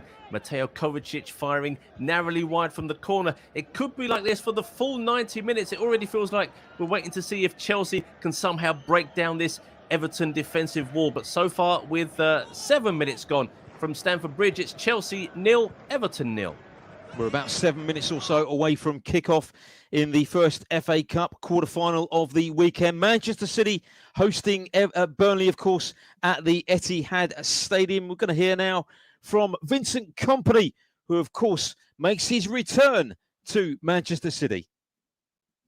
Yeah, I said it. It's mixed feelings because on the one hand, the last time I was there in any competitive capacity was the famous Leicester game at home. It's my last game there. But now I'm coming, obviously, as the opponent. I think everybody at Burnley Football Club is looking forward to go to the Etihad and hopefully to show our best side. Haaland has obviously had more pressure than any other player joining because in the first season at a young age it's expected for him to already be at his best, but he'll only get better.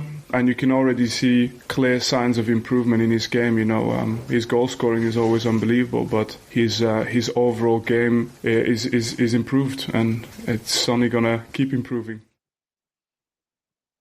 That's the Burnley boss, Vincent Kompany, as he returns to his former club, Manchester City, for that FA Cup quarter-final clash, which kicks off in about 6 minutes' time or so. Kompany mentioned Erling Haaland there, of course, making history in midweek with those 5 goals, of course, that he scored in that match in the Champions League against... can't remember who it was now. Mine's gone a blank. But anyway, I'll get back to you on that in just a minute, of course. But yeah, he scored 5 goals, didn't he, during the week against RB Leipzig in that 7-0 win, of course, wasn't it? Going to hear now from the Manchester City target man reflecting on those 5 goals scored in midweek. Feels amazing. To go through in Champions League is a fantastic feeling, and to do it in this way is even better. To win 7-0 at home, wow, it's fantastic. We are through. I'm happy. No, I think I even could have more, I have to say, and that's a fact. If you go through the whole game, you can see that. But we score a lot of goals. We produce many chances. That's the most important thing. And we keep a clean sheet and we score 7. So, of course, we have to be really happy. And we have to keep going, you know, because we have it in us. We have to get it out in every single game.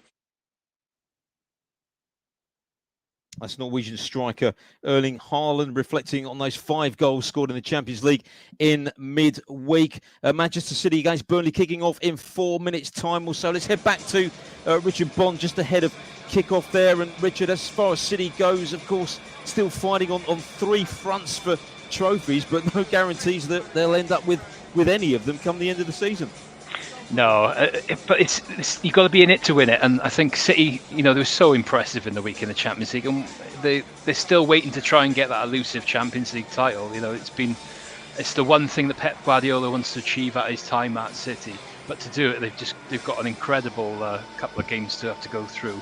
You know, Bayern Munich now is going to be an incredible tie. They're going to have to play against probably Real Madrid, and then maybe even Napoli in the final. You don't know, but it's going to be an ask to win on all 3 fronts. Arsenal seem to be doing very well in the league this season. Now they haven't got Europe to contest with, so with City, the games are going to start piling up over the next few weeks. It is going to be tough for them.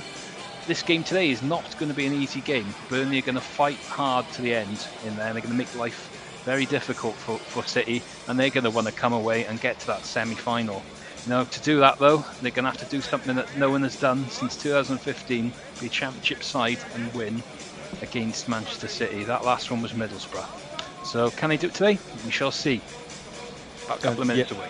We have to talk about Burnley, Richard. Of course, added spice with the return of Vincent Kompany this evening as well. But I mean, you know, what an incredible season it has been for Clarets fans. They are simply coasting back towards the Premier League from the Championship, and this excellent FA Cup run as well. A terrific season for them. Yes, definitely. It looks like they're going to be back in the Premier League last year. And, you know, when they did get relegated last season, it's always a thing for a club. When you go down, are you going to come back up They brought in Company, and he's just been remarkable. He's transformed the whole team. There's only been a couple of players that have really stayed from that team that went down.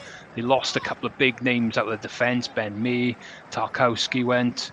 And they've just formed this really good attacking team, really. Such a, and like I said to you, Nathan Taylor, on loan from Southampton, a very good acquisition. 19 goals in the Championship is a good feat for someone like that, really. And he's led well. And they've had the experienced campaigners, people like Jay Rodriguez chipping in too. So they're going to have a threat there. There's plenty of goals in this team. And this one certainly ain't going to be 0-0 today. Yeah, just have to refer to Nathan Tiller again, because he's been certainly one of the standout players of that. There's no doubt for Burnley this season. As you mentioned, Richard, he's currently on loan from Southampton as well, with those 19 goals. And he scored that hat-trick in midweek at Hull as well, his second hat-trick of the season. So a player that City will certainly have to be aware of this evening. Yeah, definitely. And I think it's the pace that Taylor brings is a big factor, really. And for Manchester City now, they're going to have to really keep him quiet today, I think. Lyle Foster's a bit of an unknown entity, really. Hasn't really played that much this season, only 7 appearances. So he's come in, but perhaps Man City weren't really expecting him to start, but he'll have a presence up front with the South African. But they got really good creativity, and with Anas Sahori on the right-hand side, very good player. He'll be a real threat to the likes of Laporte, who, playing in that left-hand side in that back three. Will that be a bit of a contest there? We don't know. We'll have to see with that one. But I do fancy a really good game on the cards here this afternoon.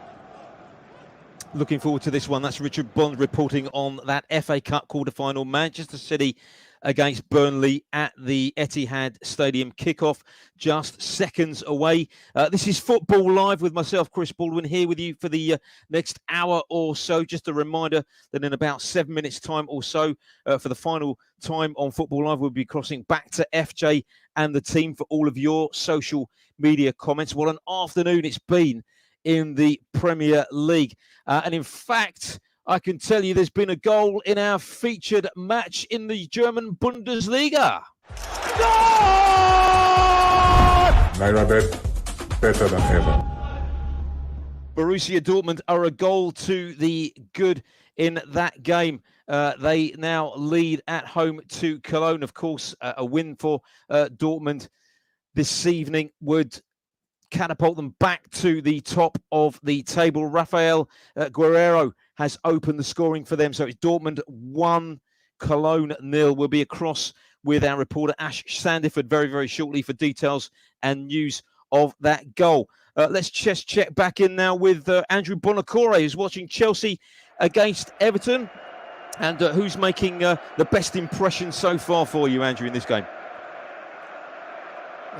It's absolutely all Chelsea. I can't remember the last time I saw the first 15 minutes of a game played in the defensive third of the opposition half, the way that Chelsea have been playing against Everton. If Everton had any attacking intentions at all, they already could have pinged the ball over the top of the Chelsea defence for a speedy forward to get on the end of.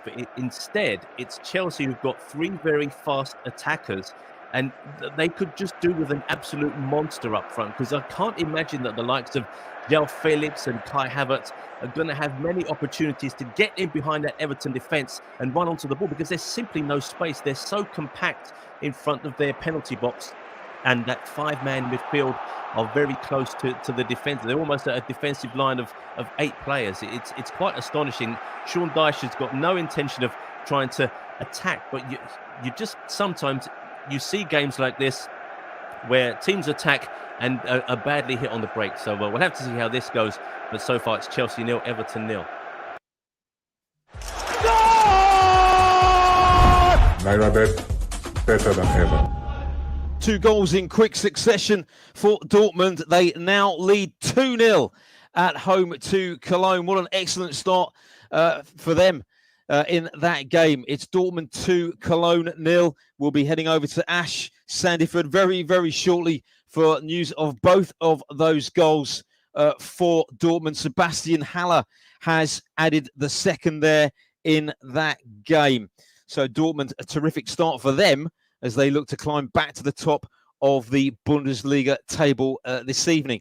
Let's just check back in now with Matt Key. He's watching our featured match in French League 1 this evening. Toulouse against Lille. It's been a goalless draw up until this point. Any news of any goals at all, Matt? No, not yet, Chris. We've got 10 minutes to go in this one. Still 0-0, but Lille finally look like they've got some urgency and they've realised the importance of picking up all 3 points here. They've just come close. It was Jonathan Bamba, who, a bit like David, hasn't been in the game at all, but he picks the ball up on the left-hand side, drives towards the box, has a shot and is well saved in by the Toulouse goalkeeper Dupé. So 10 minutes to go and it looks like Lille are pushing for that crucial winner, which would help them get closer to those European places. We'll have to see if they get it, but still Toulouse 0, Lille 0. Goalless there, but certainly not goalless at the Westfalenstadion in our featured match in the German Bundesliga. Borussia Dortmund against Cologne. Ash Sandiford, what a start for Dortmund. Yeah, it's raining goals here at Dortmund, and it's Borussia Dortmund 2, Cologne 0. The first goal coming from Rafael Guerreiro after about 15 minutes. A great build-up play on the right-hand side by Borussia Dortmund, getting the ball into Malen, and Malen just chipped it inside into Rafael Guerreiro, and Guerreiro's smashed it across the goalkeeper. 1-0, 15 minute in. Great play from Dortmund, and just 2 minutes later, Dortmund once again building down the middle of the pitch, getting the ball inside and passed it into Sebastian Haller, and Haller just kind of cut the ball inside in off the goalkeeper. It's 2-0 here at Dortmund, 18 minutes in, and it's a great start for Dortmund, and they looks like already they'll be going back to the top of the Bundesliga. Long way to go, but an explosive start there for Dortmund, leading by 2-0. They kicked off at the Etihad Stadium, Manchester City against Burnley in the FA Cup quarter-final. Still currently goalless there. It'll be across back with Richard Bond very shortly for early news of that game. Of course, plenty of action in the Premier League tomorrow. Just the one match, in fact, taking place in the Premier League tomorrow. But what an important game as well it is at the Emirates Stadium. Arsenal, they entertain Crystal Palace tomorrow in a 3 o'clock kickoff. The Eagles, of course, now managerless after former Gunners captain Patrick Vieira was sacked on Friday following that run of 11 Premier League matches without a win. And of course, with Manchester City currently in FA Cup action, Mikel Arteta's side have a great opportunity to move a mammoth 8 points clear at the top of the Premier League tomorrow if they can get a win. And of course, they're looking to bounce back from the disappointment of that Europa League exit on Thursday as well. They will no doubt be firm favourites to collect all 3 points tomorrow. However, Palace are unbeaten in their past 4 visits to the Emirates, drawing 3 and winning 1. Early team news for that match tomorrow. Takahiro Tomiyasu and William Saliba both took slight knocks during the Europa League defeat to Sporting, so they could be doubtful. William Saliba hopes to return, though possibly looks quite likely to return following that injury, so we should wait and see. Palace under-21 coach Paddy McCarthy will take charge of that match tomorrow. Palace will be without Albert Lokonga. He's ineligible to play, of course. He's currently on loan from Arsenal. Will Hughes and James MacArthur and keeper Vincenzo Gaeta are also doubts for the Eagles tomorrow. Arsenal versus Crystal Palace kicks off, as I say, tomorrow at 3 p.m. We'll be across that match for you right here on Football Live on Brilla FM. Josh Bailey will be your host tomorrow afternoon. We'll be crossing back over to FJ and the team in Nigeria very shortly for all of your social media comments. Let's just recap the Premier League final scores from earlier on this afternoon. In case you weren't aware, Aston Villa 3, Bournemouth 0. The relegation worries mounting for Bournemouth. Brentford 1, Leicester City 1 is how it finished there. Southampton 3, Tottenham 3. What a game at the St Mary's Stadium. Southampton coming back from 3-1 down to get a point in that game. And at Molineux, a cracking game there as well, as it ended Wolves 2, Leeds 4. A big 3 points there for Javi Gracia's side.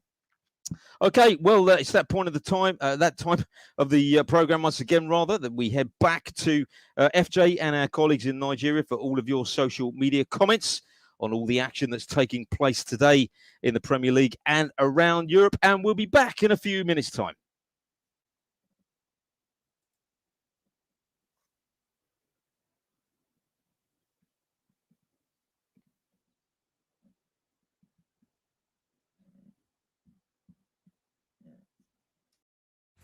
You are listening to Football Live on Breela FM, powered by NairaBet, with Chris Baldwin. Yeah, welcome back to Football Live. Thanks to FJ and the crew in Nigeria. And we are inside the final hour of the programme this afternoon. What an edition it's been. So many goals in the Premier League. Talking of the Premier League, let's just check in now with Andrew Bonacore. He's keeping tabs on Chelsea against Everton at Stamford Bridge. Any goals in that game at the moment, Andrew? Not yet. We've had a few chances, some decent chances indeed for Chelsea. And would you believe it? We've had a shot on goal from Everton and also an attack. It was quite amusing, actually. Everton decided to press with 6 players in the Chelsea half, really getting under in the grills of the Chelsea defenders. Chelsea just pinged the ball over the top. João Felix had an opportunity. He found Havertz, who saw his shot saved by Jordan Pickford in the Everton goal, and Pickford was furious with his team, almost reminding them, what are we trying to do? Remember, we're not trying to attack, we need to try and keep the ball and keep Chelsea out. But it's a slightly more open game now, but it's still a matter of Chelsea trying to unpick that huge, thick defensive lock that Everton have posed. So no goal so far. It remains Chelsea 0, Everton 0.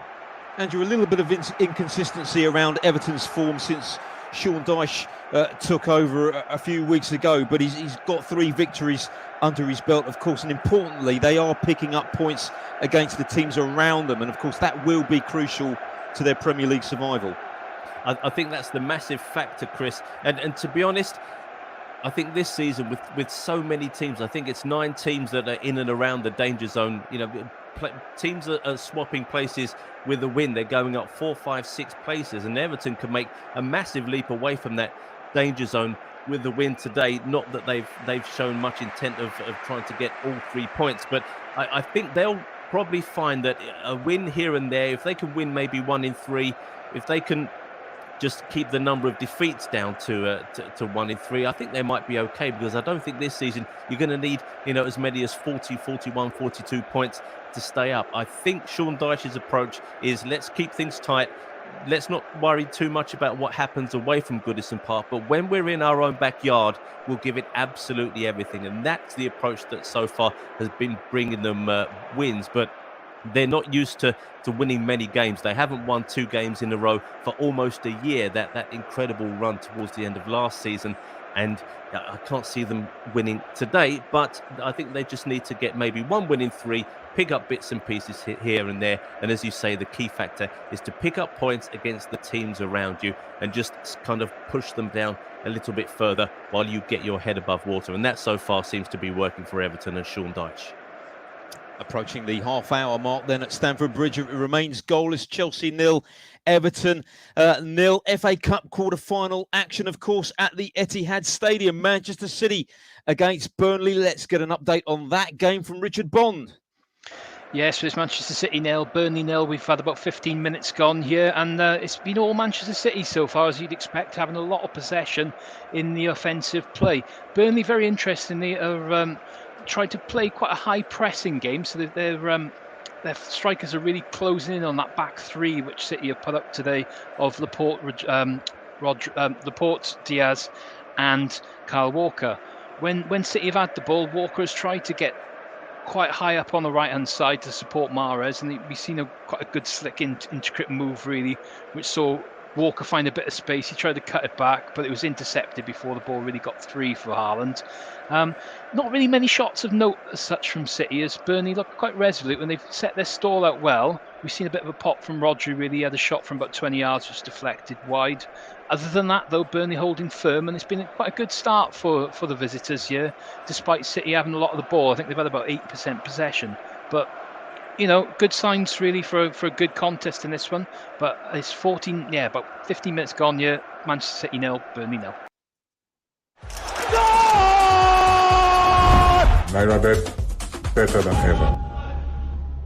And Dortmund are running right at the moment at the Westfalenstadion, because they now lead Cologne by 3-0. Marco Reus has added a 3rd goal. Let's hear all about it from Ash Sandiford. Yeah, another fantastic goal. It's Borussia Dortmund 3, Cologne 0, and it's another fantastic build-up play from them again. It's Donny Malen. He's really pulling the strings in and around the box, and he's cut back. He's cut that ball back to Marco Reus, and he's scored his 160th goal for Borussia Dortmund today. Now out on his own in second place with the all-time second joint top scorer for Borussia Dortmund. It's, at the moment, as it stands, it's Borussia Dortmund 3, Cologne 0, and like I said, they'll be firing themselves back to the top of the Bundesliga. Naira Bet, better than ever. Goal news to tell you about in Spanish La Liga. They're into the 32nd minute. It's Espanyol 0, Celta Vigo 1 in that game. Gabriel Veiga has opened the scoring there for Celta Vigo. So they lead by 1-0 in La Liga. A couple of results to give you from a couple of matches that took place earlier on today in the top flight in Spanish football. Almeria 1, Cadiz 1 is how it ended there. And Rayo Vallecano 2, Girona 2 was a final score as well. And then later on this evening in a 9 o'clock kickoff, Athletic Madrid host Valencia. That kicks off at 9 p.m. You're listening to Football Live here on Brilla FM. Let's just check back in now with Matt Key. He's keeping tabs on our featured match in French League 1, Toulouse against Lille. And I think they're just about approaching full time in that game, Matt. Yeah, well, it was going to be approaching full time, Chris, but there's been a big injury to Timothy Weah, the American, who's playing as a sort of makeshift fullback. He's just had a really nasty head injury. He's had to be stretchered off. So we haven't really played any of the 4 minutes added on. And it's Toulouse that are searching for an equaliser because Lille have finally broken the deadlock. It was a corner that was whipped in, and it was Alexandro, the Brazilian centre-back at the back post, that was there to nod in. Really powerful header, headed it down into the ground. And that went past Dupé in the Toulouse goal. So Lille have got their goal. The replays did show, however, that it perhaps should have been a goal kick and not a corner awarded in the first place. So Toulouse maybe can feel slightly aggrieved about that one. But we've got about 3 minutes to go now, and it's Toulouse 0, Lille 1. You are listening to Football Live on Brilla FM. Liverpool 7, Manchester United 0. This is just incredible. The wheels have just fallen off the wagon. 4 hours of football every Saturday and Sunday on Brilla FM with Football Live. Oh my word, it's an absolute massive goal for Arsenal's title hopes here. Wow, just wow. Let's go back to Stamford Bridge. There's been a chance, I believe, for Chelsea in that game against Everton. Andrew Bonacore. Yes, it fell to João Felix, who, I have to say, this game has really opened up. Everton are pushing much more than they had done in the previous 30-odd minutes of the game. It was a clearance over the top. João Felix was actually bundled over by James Tarkowski, would turn around to complain to the assistant referee. But while he was moaning at the assistant referee, play continued, and the ball went all the way over to Chilwell, all the way back to João Felix, and his shot was easily saved by Jordan Pickford. Chelsea need to do better with their shooting. Still Chelsea trying to pepper that Everton goal with chances, but Everton are actually getting back into it and having a few attacks, but it's still Chelsea 0, Everton 0. Naira Bet, better than ever. And no surprises, because there's been a fourth goal at the Westfalenstadion. Dortmund now leading by 4-0. They still got about 8 minutes or so of the first half remaining, but they lead 4-0 in that game and cruising back to the summit of the German Bundesliga this evening. Let's cross straight away to Ash Sandiford for news of that fourth goal. They're running riot, Ash. They certainly are. Borussia Dortmund 4, Cologne 0. And what did I say? That guy Marlon, again, he's absolutely terrorising the defence of Cologne. It's a fast break again for Borussia Dortmund on the right-hand side. He's beat a player, he's chopped inside and smashed it as hard as he could. The goalkeeper, to be honest, should have done better. It's gone straight through his hands. And it's another goal for Dortmund and another 3 points for Dortmund. Again, it's huge scenes. The manager, Stefan Burgmar for Cologne, he's pulling his hair out. He's going absolutely mad. He's not very happy. They're 4-0 down after 36 minutes. It's Borussia Dortmund 4, Cologne 0. Game over. Back to the Etihad Stadium where we go for an update. Manchester City against Championship side Burnley. Richard Bond. Yes, so it's Manchester City 0, Burnley 0, but it's the visitors who have actually had the first shot of the game on target. And I tell you what, it was a good, half-decent chance there. And it was a lovely little ball out from Goodmanson. He picked the ball up on the left-hand side, sprayed it out to the right, finding Nathan Tella. He cut inside, probably about 25 yards out, testing a low effort across Ortega. He's just had to push the ball on the post. It was a comfortable save in the end. But still, though, a good half-decent opportunity there. Burnley settling very much so into this game now. And, 20 minutes in, it's be looking like we've got a contest here. With Manchester City haven't really tested them. They're looking comfortable. Man City 0, Burnley 0. So still goalless then at the Etihad Stadium.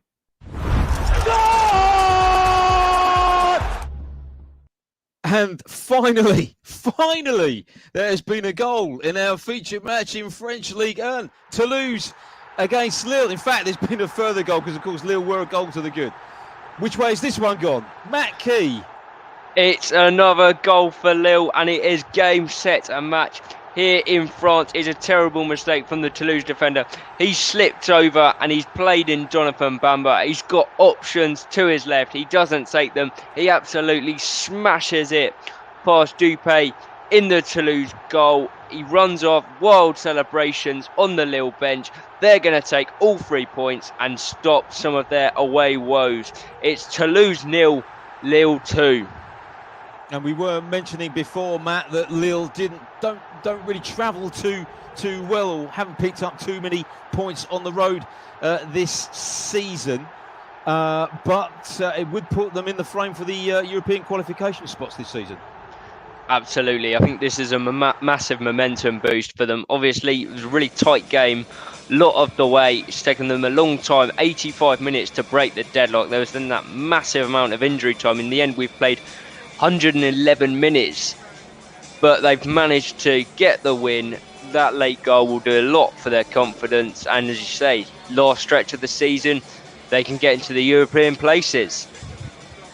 Thanks very much, Matt. That's Matt Key, who was reporting on Toulouse against Lille. The referee has just blown for full time there, and it has ended Toulouse 0, Lille 2 in that game. Let's just look at the current standings in League 1. PSG, well, 10 points clear, as you'd expect, probably at the top of League 1 on 66 points. Marseille currently in second spot on 56, but it is a battle between them, Lens and Monaco for that second Champions League spot, with Lens in third place, 2 points further back, and then 3 points further behind them are Monaco in fourth spot. Lille, as myself and Matt just alluded to, now creeping into the European qualification spots in fifth spot on 49 points in League 1. Let's just give you a few other latest scores in the Italian Serie A match between Salernitana and Bologna. They're into the second half there, into the 52nd minute. It remains Salernitana 1, Bologna 1 there. In Spanish La Liga, it remains Espanyol 0, Celta Vigo 1 as they approach half-time in that game. Of course, in our featured match in the German Bundesliga, with about 3 minutes or so of the first half remaining, Dortmund leading Cologne by 4-0. That could be a cricket score, couldn't it, at the end? Who knows? Dortmund leading 4-0 at this moment in time. So you're up to date with all of the latest scores from around Europe. We'll give you a few other latest scores a little bit later on. In fact, I can tell you further goal news from the Westfalenstadion. Cologne have pulled one back, so maybe it's not over. It's now Dortmund 4, Cologne 1. We'll be heading back to Ash Sandiford very shortly for news of that goal for the visitors. Let's head back to the Etihad Stadium before we do. Manchester City against Burnley. Seems as though Burnley are certainly stamping their mark in this game. Richard Bond. Yes, well, this is proving to be a really good cup tie so far. 24 minutes gone. It's Manchester City 0, Burnley 0, and Nathan Taylor's looking a right handful now for Manchester City, struggling with his pace. And it was Burnley who had the chance. Really, it was Taylor then who managed to win a corner. The resulting corner came into the box. He found Bayer at the back post. He tried to just get a little touch just to lift it over Ortega.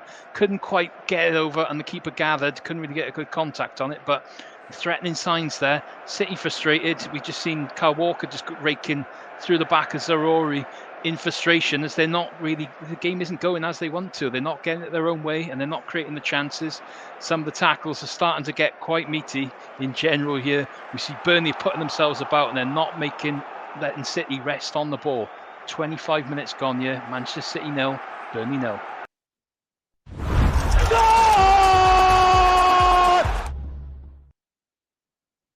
And goal news to tell you about in the Liga Portugal.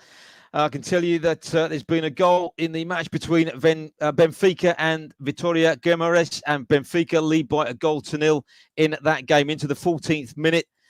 And the goal scorer, Goncalo Ramos, he's opened Benfica's account there. They lead by 1-0.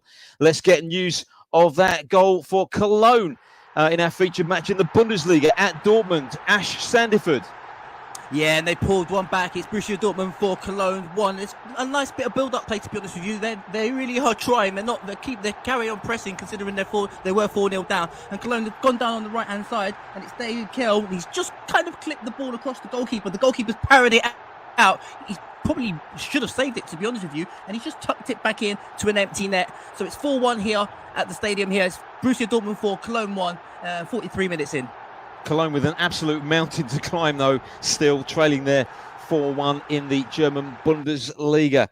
We'll be going back to Stamford Bridge for an update on Chelsea against Everton very, very shortly here on Football Live. And, of course, further news from the Etihad Stadium, Manchester City against Burnley at the Etihad Stadium there in that FA Cup quarter-final. Still currently goalless in both of those games. Plenty of action, of course, taking place tomorrow. We have the remaining three FA Cup quarterfinals to look forward to, of course. Details of those coming up a little bit later on here on Football Live. But Premier League action as well, of course. Arsenal have an opportunity to move 8 points clear at the top of the Premier League tomorrow. They face Crystal Palace, of course, at the Emirates Stadium. Kickoff there is at 3:00 tomorrow afternoon. Crystal Palace, of course, going into that game managerless following the sacking of Patrick Vieira on Friday. 11 Premier League matches without a win now for the Eagles. Arsenal, no doubt, will be clear favourites to pick up all 3 points in that game. But Palace have a fairly decent record at the Etihad Stadium in recent years. In their past 4 visits to the Emirates, they've drawn 3 and won one of those games as well. We're going to hear now from the Arsenal head coach Mikel Arteta on a backlog of current Arsenal injuries. I don't know. We've been carrying injuries throughout the season. We had Emil out for 4 months. We have Gabriel Jesus out for 4 months. We have Alex for 2.5 months. We have Thomas for a month and a half. We have Eddie for a month and a half. We had quite a lot of injuries already, but we dealt with that. The disappointment is not going to go away. The disappointment is there now, but it brings clarity. It's 11 games to play now, 11 Premier League games, and we have a final. The first final is against Crystal Palace, and we have to recover, put all the energy there and all the focus there, and play better than today, put the same effort as today, and win it. That's the Arsenal head coach Mikel Arteta on Arsenal's injury woes at the moment. Takahiro Tomiyasu and William Saliba, both possible doubts for that match tomorrow, but that game presenting an excellent opportunity for Arsenal to open up that 8-point lead potentially at the top of the Premier League table tomorrow. As I say, kickoff at 3:00.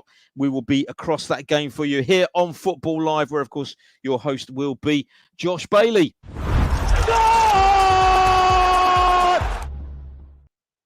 And it's come in Spanish La Liga. Celta Vigo have extended their lead at Espanyol. They lead now by 2-0. Iago Aspas from the penalty spot, scoring the second there for Celta Vigo as they approach half-time in that game. Right, let's head back around the grounds once again now. Of course, at Stamford Bridge, Chelsea against Everton. That's our Premier League action. And let's cross right away to Andrew Bonacore for all the latest news. Andrew. We're just in 3 minutes of injury time. We've played almost a couple of minutes of those. We just had a booking for Dwight McNeil with a classic, let's say, a forwards tackle. It was quite a late lunge. It looked a little bit ugly, but it was just the lateness of the tackle on João Felix, who's been trying to get other players yellow carded as well. Chelsea facing quite a conundrum, I think, in the second half as to how they're going to break this Everton defence down. But maybe the key is to try and allow Everton to come onto them a bit more. But so far, as we're entering the final seconds of injury time at the end of the first half, it's still Chelsea 0, Everton 0. Burnley appear to be giving it a right old go at the Etihad Stadium against Manchester City in their FA Cup quarter-final tie. For an update, here's Richard Bond.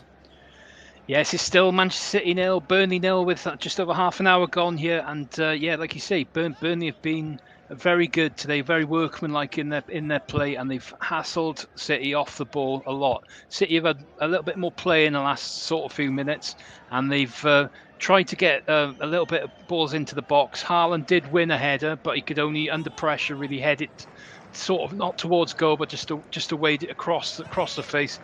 Didn't really find anybody, and Burnley were able to clear again. And that's been the story of the half as such, where they pressed, they've done a really good job, and offensively, surprisingly enough, they've had more touches in the opposition box, they've had more corners in the game, and they've also had, they've just looked the more threatening to the one that looks like they're going to get the goal. So it's still Manchester City 0, Burnley 0, 32 minutes gone, yeah.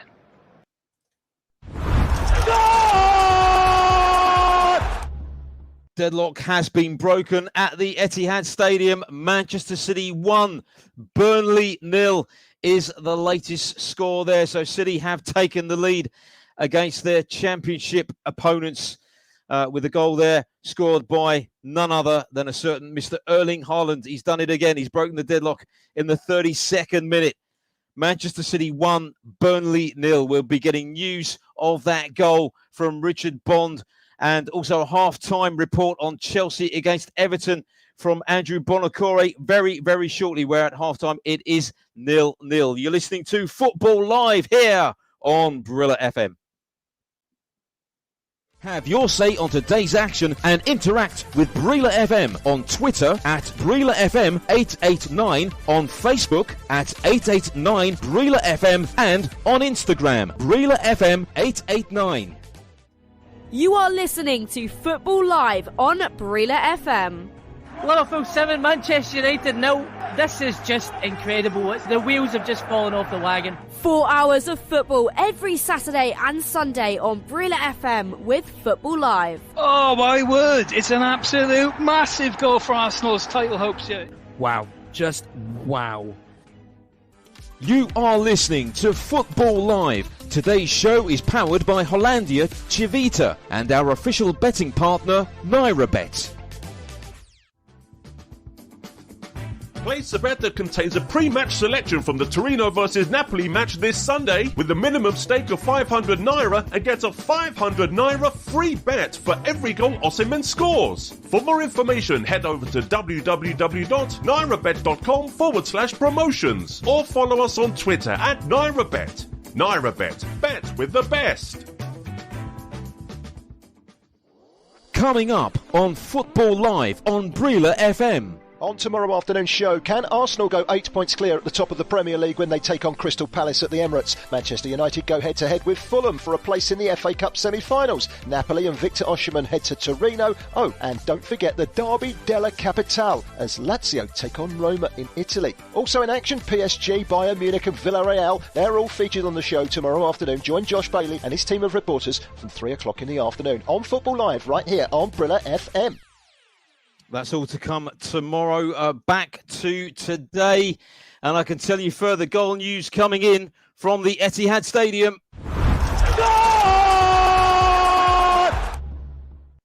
Burnley, of course, at Manchester City. The return of Vincent Kompany to his former club. but it's not going his way at the moment because Manchester City have scored a second goal in that game. They lead Burnley now by 2-0, and Erling Haaland has now scored a brace. He's doubled their lead. He's got 2. It's Manchester City 2, Burnley 0. It's a huge, long way back now for the Clarets if they are to progress through to the Final Four in the FA Cup. In fact, let's cross over right away now to Richard Bond for news of that quick-fire double there from Erling Haaland. Richard. Yes, well, it's Manchester City 2, Burnley 0, and well, it's really surprising, really, because Burnley started off so well in this game, and they played majority of the match without making any mistakes. The first goal, though, the ball came in, it's basically a long punt forward as such. Haaland's just won the ball clinically. He's nodded it down to Alvarez. Alvarez has picked up the ball straight away, played it through, and I think this is all about Haaland's movement as such. He's just anticipated his teammates putting the ball through. He's played it between the 2 centre-halves and gone through, and this guy does not miss as he puts it through. 40th goal of the season, and I tell you what, that's absolutely brilliant stuff. And then, just like that, he starts pouring goals. He's just 41st goal of the season. Burnley, all of a sudden, out of the game. Ball gets played onto the left-hand side. It's Foden who picks it up, plays it across the goal. Haaland, first time then, left-footed, between the defenders, into the back of the net. Unbelievable stuff. Manchester City 2, Burnley 0. Long way back for the Championship side now. What can we say about Erling Haaland that hasn't been said before? Richard made history in midweek, as we know, becoming the fastest player to reach 30 goals in the Champions League, and becoming only the 3rd player in the history of the competition, that is, to score 5 times in a single Champions League match, joining Lionel Messi and Luis Adriano with that accolade. We're simply running out of superlatives for the Norwegian striker. Yeah, well, Haaland, he's just incredible, and like I was getting that, really. It is the movement, really, as such, that he brings. He just managed to time those runs just to know exactly when his teammates are going to play through that decisive final ball. And I think that's just given City that extra dimension this year, which they haven't had really since Sergio Aguero, really an out-and-out goal scorer that's going to just win games like a tight match he got today. And he's taken it by the scruff of the neck, given him 2 chances, and they've just reaped the benefits from it. So, yeah, long way back for Burnley. But, they're still in this tie. There's a long way to go yet, but it's looking a bit ominous at the minute. So it's Manchester City 2, Burnley 0. City well in control then at the Etihad Stadium.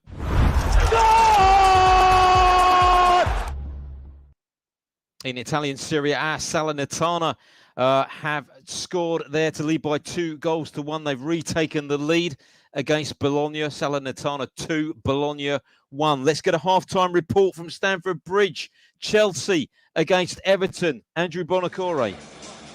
0-0 at half-time between Chelsea and Everton, and after a very bright start indeed from Chelsea, the first 15 minutes being played entirely in the Everton defensive third as the Blues tried to get in that very tight space behind the Everton defence, but after very little attacking intent, Dwight McNeil for Everton had a shot from 20 yards that sailed over, and then another rare attacking press from Everton was punished with a Chelsea counter-attack and a furious rant from Jordan Pickford, who reminded his teammates of their defensive responsibilities.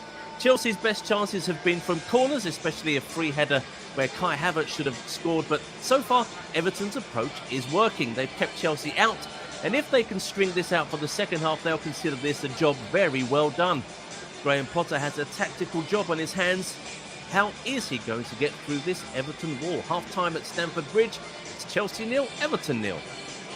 Half-time whistle has also blown in our featured match in the German Bundesliga. Dortmund well in control against Cologne. Here's Ash Sandiford. Yeah, half-time here at Borussia Dortmund 4, Cologne 1. And what a great, fast, action-packed first half this was. 5 goals in the first half. Really exciting game. And goals from Rafael Guerreiro, Sebastian Haller, Marco Reus and Donny Miller. The front four for Borussia Dortmund getting goals today. They've looked really good, Borussia Dortmund, this afternoon. They pressed from the off and knowing that they could potentially go back into that first position in the Bundesliga after the disappointing draw 2-2 with Schalke last week. They'll be really confident now that they can get the 3 points and fire themselves back into the top of the league. As for Cologne, not really much to kind of review on them. They've been pretty poor, to be honest with you. Getting a goal back after 43 minutes, getting themselves back into the game slightly. Next goal in the second half will be crucial. If you feel Cologne could get one, they could put a little bit of pressure on Dortmund and they could get slightly nervous, but they'll be looking to get themselves hopefully a little bit of breathing space, Dortmund, and get themselves maybe 1 or 2 more goals and improve that goal difference. But as it stands, half-time here, Borussia Dortmund 4, Cologne 1. Yeah, Dortmund have lost only one of their last 22 head-to-heads at home with Cologne. Appears as though that stat will not be broken, but you never know. But at half-time there, they are well in control, leading Cologne by 4-1. Just to recap, then the other latest scores that we have for you here on Football Live in the Premier League at half-time: Chelsea 0, Everton 0, and of course in that FA Cup quarter-final tie at the Etihad Stadium, Manchester City leading Burnley by 2-0. A brace from Erling Haaland.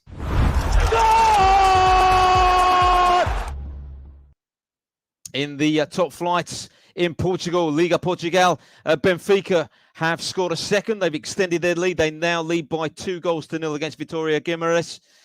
Confirmation of the second goal. It was a penalty conversion by João Mario. So they lead by 2-0 there. And just looking at the standings as it stands, Benfica are 11 points clear at the top of the table. Now, obviously, with that 2-goal cushion as well, currently on 68 points, with Porto in second place on 57 points. We'll keep you up to date with any further goal news in that game here on Football Live on Brilla FM. Plenty of action, of course, to look forward to tomorrow here on Football Live on Brilla FM. Make sure that you stick with us for all of the action taking place. 3 FA Cup quarter-final ties, of course, to look forward to tomorrow afternoon. Brighton against Grimsby. That kicks off at 3:15 p.m. Billy Andrews will be across that game for us here on Football Live. We also have Manchester United against Fulham kicking off at 5:30. Your reporter for Football Live will be Jack Hesson, and plenty of other action as well, of course, none least in the Premier League. Arsenal with an opportunity to extend their lead at the top of the Premier League table to 8 points as they take on Crystal Palace. Isaac Dilks will be across that game for us. That kicks off at 3 o'clock. Plenty of other matches taking place to look forward to. We have, of course, Osasuna against Villarreal in La Liga, Torino against Napoli with Victor Osimhen in Serie A, Union Berlin against Frankfurt in the Bundesliga in League One as well. Action there too here on Football Live as PSG take on Rennes. And later on in the extended programme, further action in the German Bundesliga as Bayern Munich are away to Leverkusen, and Lazio taking on Roma in Italian Serie A. That's all ahead tomorrow on Football Live here on Brilla FM. Let's just check back in now with Richard Bond, who's across Manchester City against Burnley in the FA Cup quarter-final. They are approaching half-time in that match, and it's very much going the way of Manchester City at the moment, Richard. Yes, very much so now. It's Manchester City 2, Burnley 0, and a few minutes to go now till half-time. And yeah, the 2 Haaland goals, the difference here. And Burnley, in all fairness, they've tried to respond to City with that quick-fire double, but they just haven't really had the quality in the final third. Zahori picked the ball up on the left-hand side. He drifted to not so long ago, and he's just found the ball and he's tried to curl an effort towards goal, but it's just gone high and wide, and it's just a bit wasteful, really. When you've got to really try and put your foot on the ball, you're not going to get a lot of opportunities against City, and you need to make the most of them when you've got possession. So I think it's really hard to say what they need to do to get back into this match, but I think it's just trying to get your foot on the ball, but stick to your laurels, because they were playing quite well before they conceded that first goal. But just trying to make the most of the opportunities while you can. Still a game on. We've still got another half to play after this, and there's something there for them still in the match. But at the moment, though, it's Manchester City 2, Burnley 0. And just briefly, Richard, obviously we mentioned it before as well. City fighting on on the three fronts at the moment, and it's a question that probably comes round every year. If you were standing in Pep Guardiola's shoes, leaving aside the FA Cup for a moment, Premier League, Champions League, if you had to choose one and you were Pep, what would you go for? Well, I think Pep is well known that wants that Champions League, but I think he will have one eye on getting all three. And if a side can really name 7 changes like they've done today and put out such a strong lineup like they have, having people like Foden on the bench, having Alvarez on the bench, a World Cup winner, just to bring in people like Laporte, Spanish international, quite a lot of caps on there. Kyle Walker, established player in the team for many years, won the Premier League title. These are guys who've been there, done it before. So answering your question really such, I think he'd want the Champions League, but I think he also would see an unprecedented treble as being up there too. Certainly would be the pinnacle, but still the elusive Champions League for Pep. Will he get his hands on that coveted trophy this year? Well, of course, we will have to wait and see. Of course, they are through to the next stages of the competition, but as they approach half-time in the FA Cup, they are at the moment comfortably leading Burnley by 2-0 there, with those 2 goals from Erling Haaland in the first half. The second half just about to get underway at the Westfalenstadion. Borussia Dortmund against Cologne. Dortmund leading by 4-1, of course, at half-time. Thoroughly entertaining game between Salernitana and Bologna, because Bologna have equalised. It's now 2-2 in that game as they play out the last 15 minutes or so. Salernitana 2, Bologna 2. Udinese are in action at home to Milan later on this evening in Serie A. That kicks off at 8:45. This is Football Live here on Brilla FM as we move into the final 10 minutes or so of the programme. Let's just recap the final scores for you from the Premier League from earlier on today. And what a goal fest we had as well. Aston Villa beating Bournemouth by 3-0 at Villa Park in that game. Douglas Luiz set them on their way with an early goal. That was added to with goals from Jacob Ramsey and Emi Buendia as well at the G-Tech Community Stadium. The spoils were shared between Brentford and Leicester City. Brentford took the lead in the first half through Matthias Jensen. That was cancelled out by an equaliser in the second half from Harvey Barnes. What a match at St Mary's Stadium this afternoon. Southampton against Tottenham. It ended 3-3. Tottenham going ahead through Pedro Porro just before the half-time interval. Che Adams, a minute after the restart, equalised for Southampton. Tottenham went back in front through Harry Kane in the 65th minute. And then they extended their lead still further with Ivan Perisic making it 3-1 with about 15 minutes to go. Theo Walcott pulled one back to make it 3-2. And then James Ward-Prowse from the penalty spot secured a vital point for the Saints in a 3-3 draw. What a game. And a 6-goal thriller as well at Molineux as it ended Wolves 2, Leeds 4. What a big win that is for Javi Gracia's side, who took the lead through Jack Harrison in the 6th minute. They went 2-0 up through Luke Ayling and then 3-0 up in the second half with a goal from Rasmus Christensen.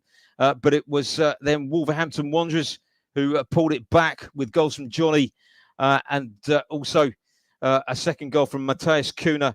But Leeds United sealed the points right at the death as Rodrigo scored to make it 4-2 in the end.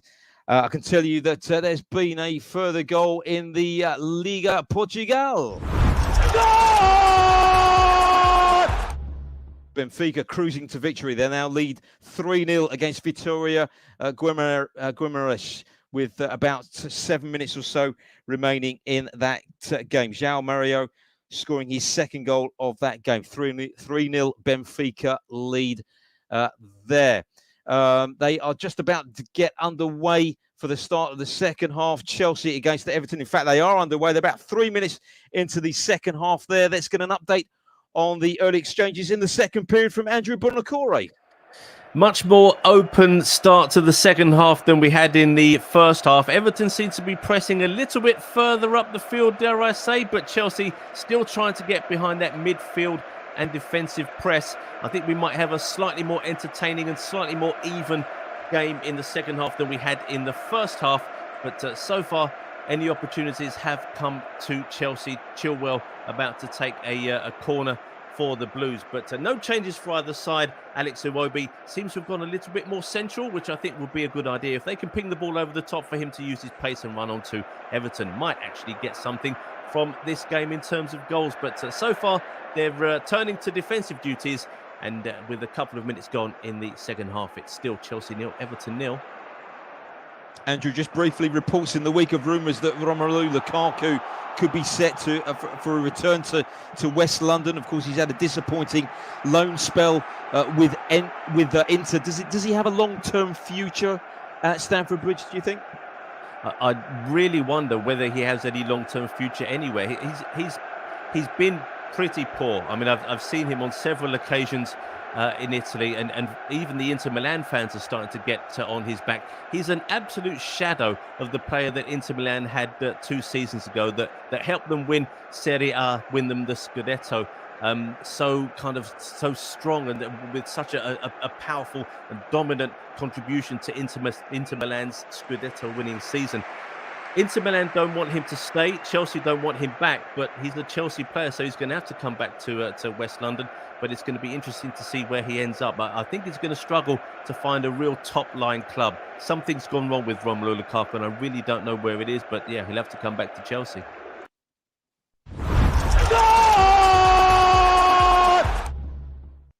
And an enthralling game between Salernitana and Bologna. It is now Salernitana 2, Bologna 3. Well, it was Salernitana 2, Bologna 3. It's been ruled out. That third goal has been ruled out. Of course, Bologna got back on level terms, courtesy of an equalising goal from Charalampos Lykogiannis. But it's currently 2-2 there in that game. So you're up to date with all the latest scores. Chelsea 0, Everton 0. Of course, as you just heard, at Stamford Bridge, they will be commencing the start of the second half very shortly. Manchester City against Burnley in their FA Cup quarter-final tie.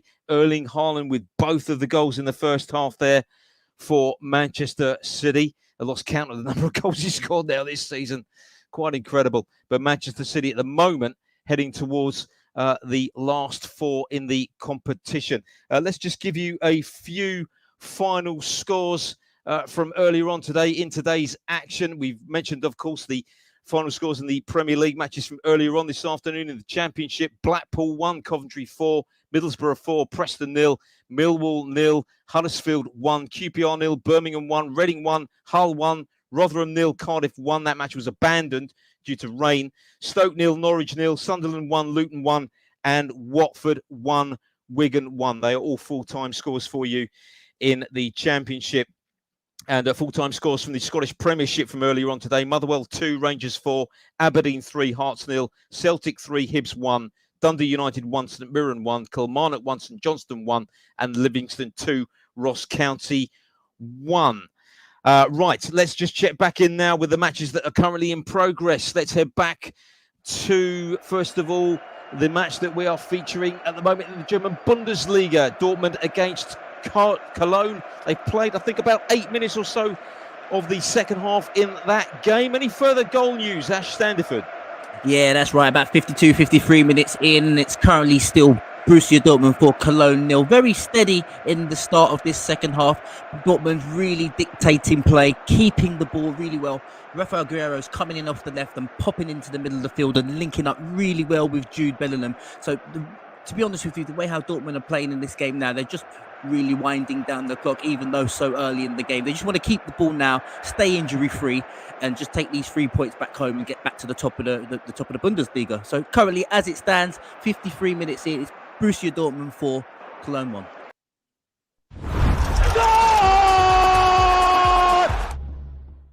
Deadlock broken at Stamford Bridge.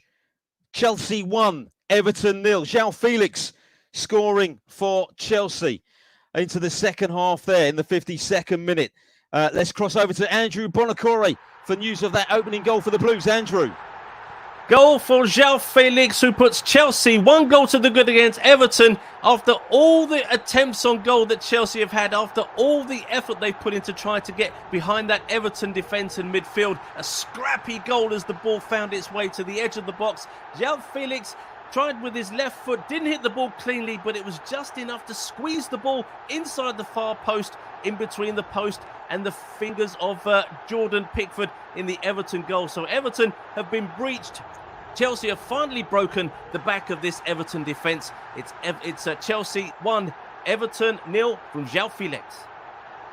So João Felix then opens the scoring for Chelsea. Of course, they go into this match on the back of 3 successive wins in all competitions, and they lead now at home to Everton. Of course, that's disastrous news for Everton, although they were fortunate insofar as Bournemouth failed to pick up any points today after losing at Aston Villa, although Leicester City and Southampton both got a point in their games.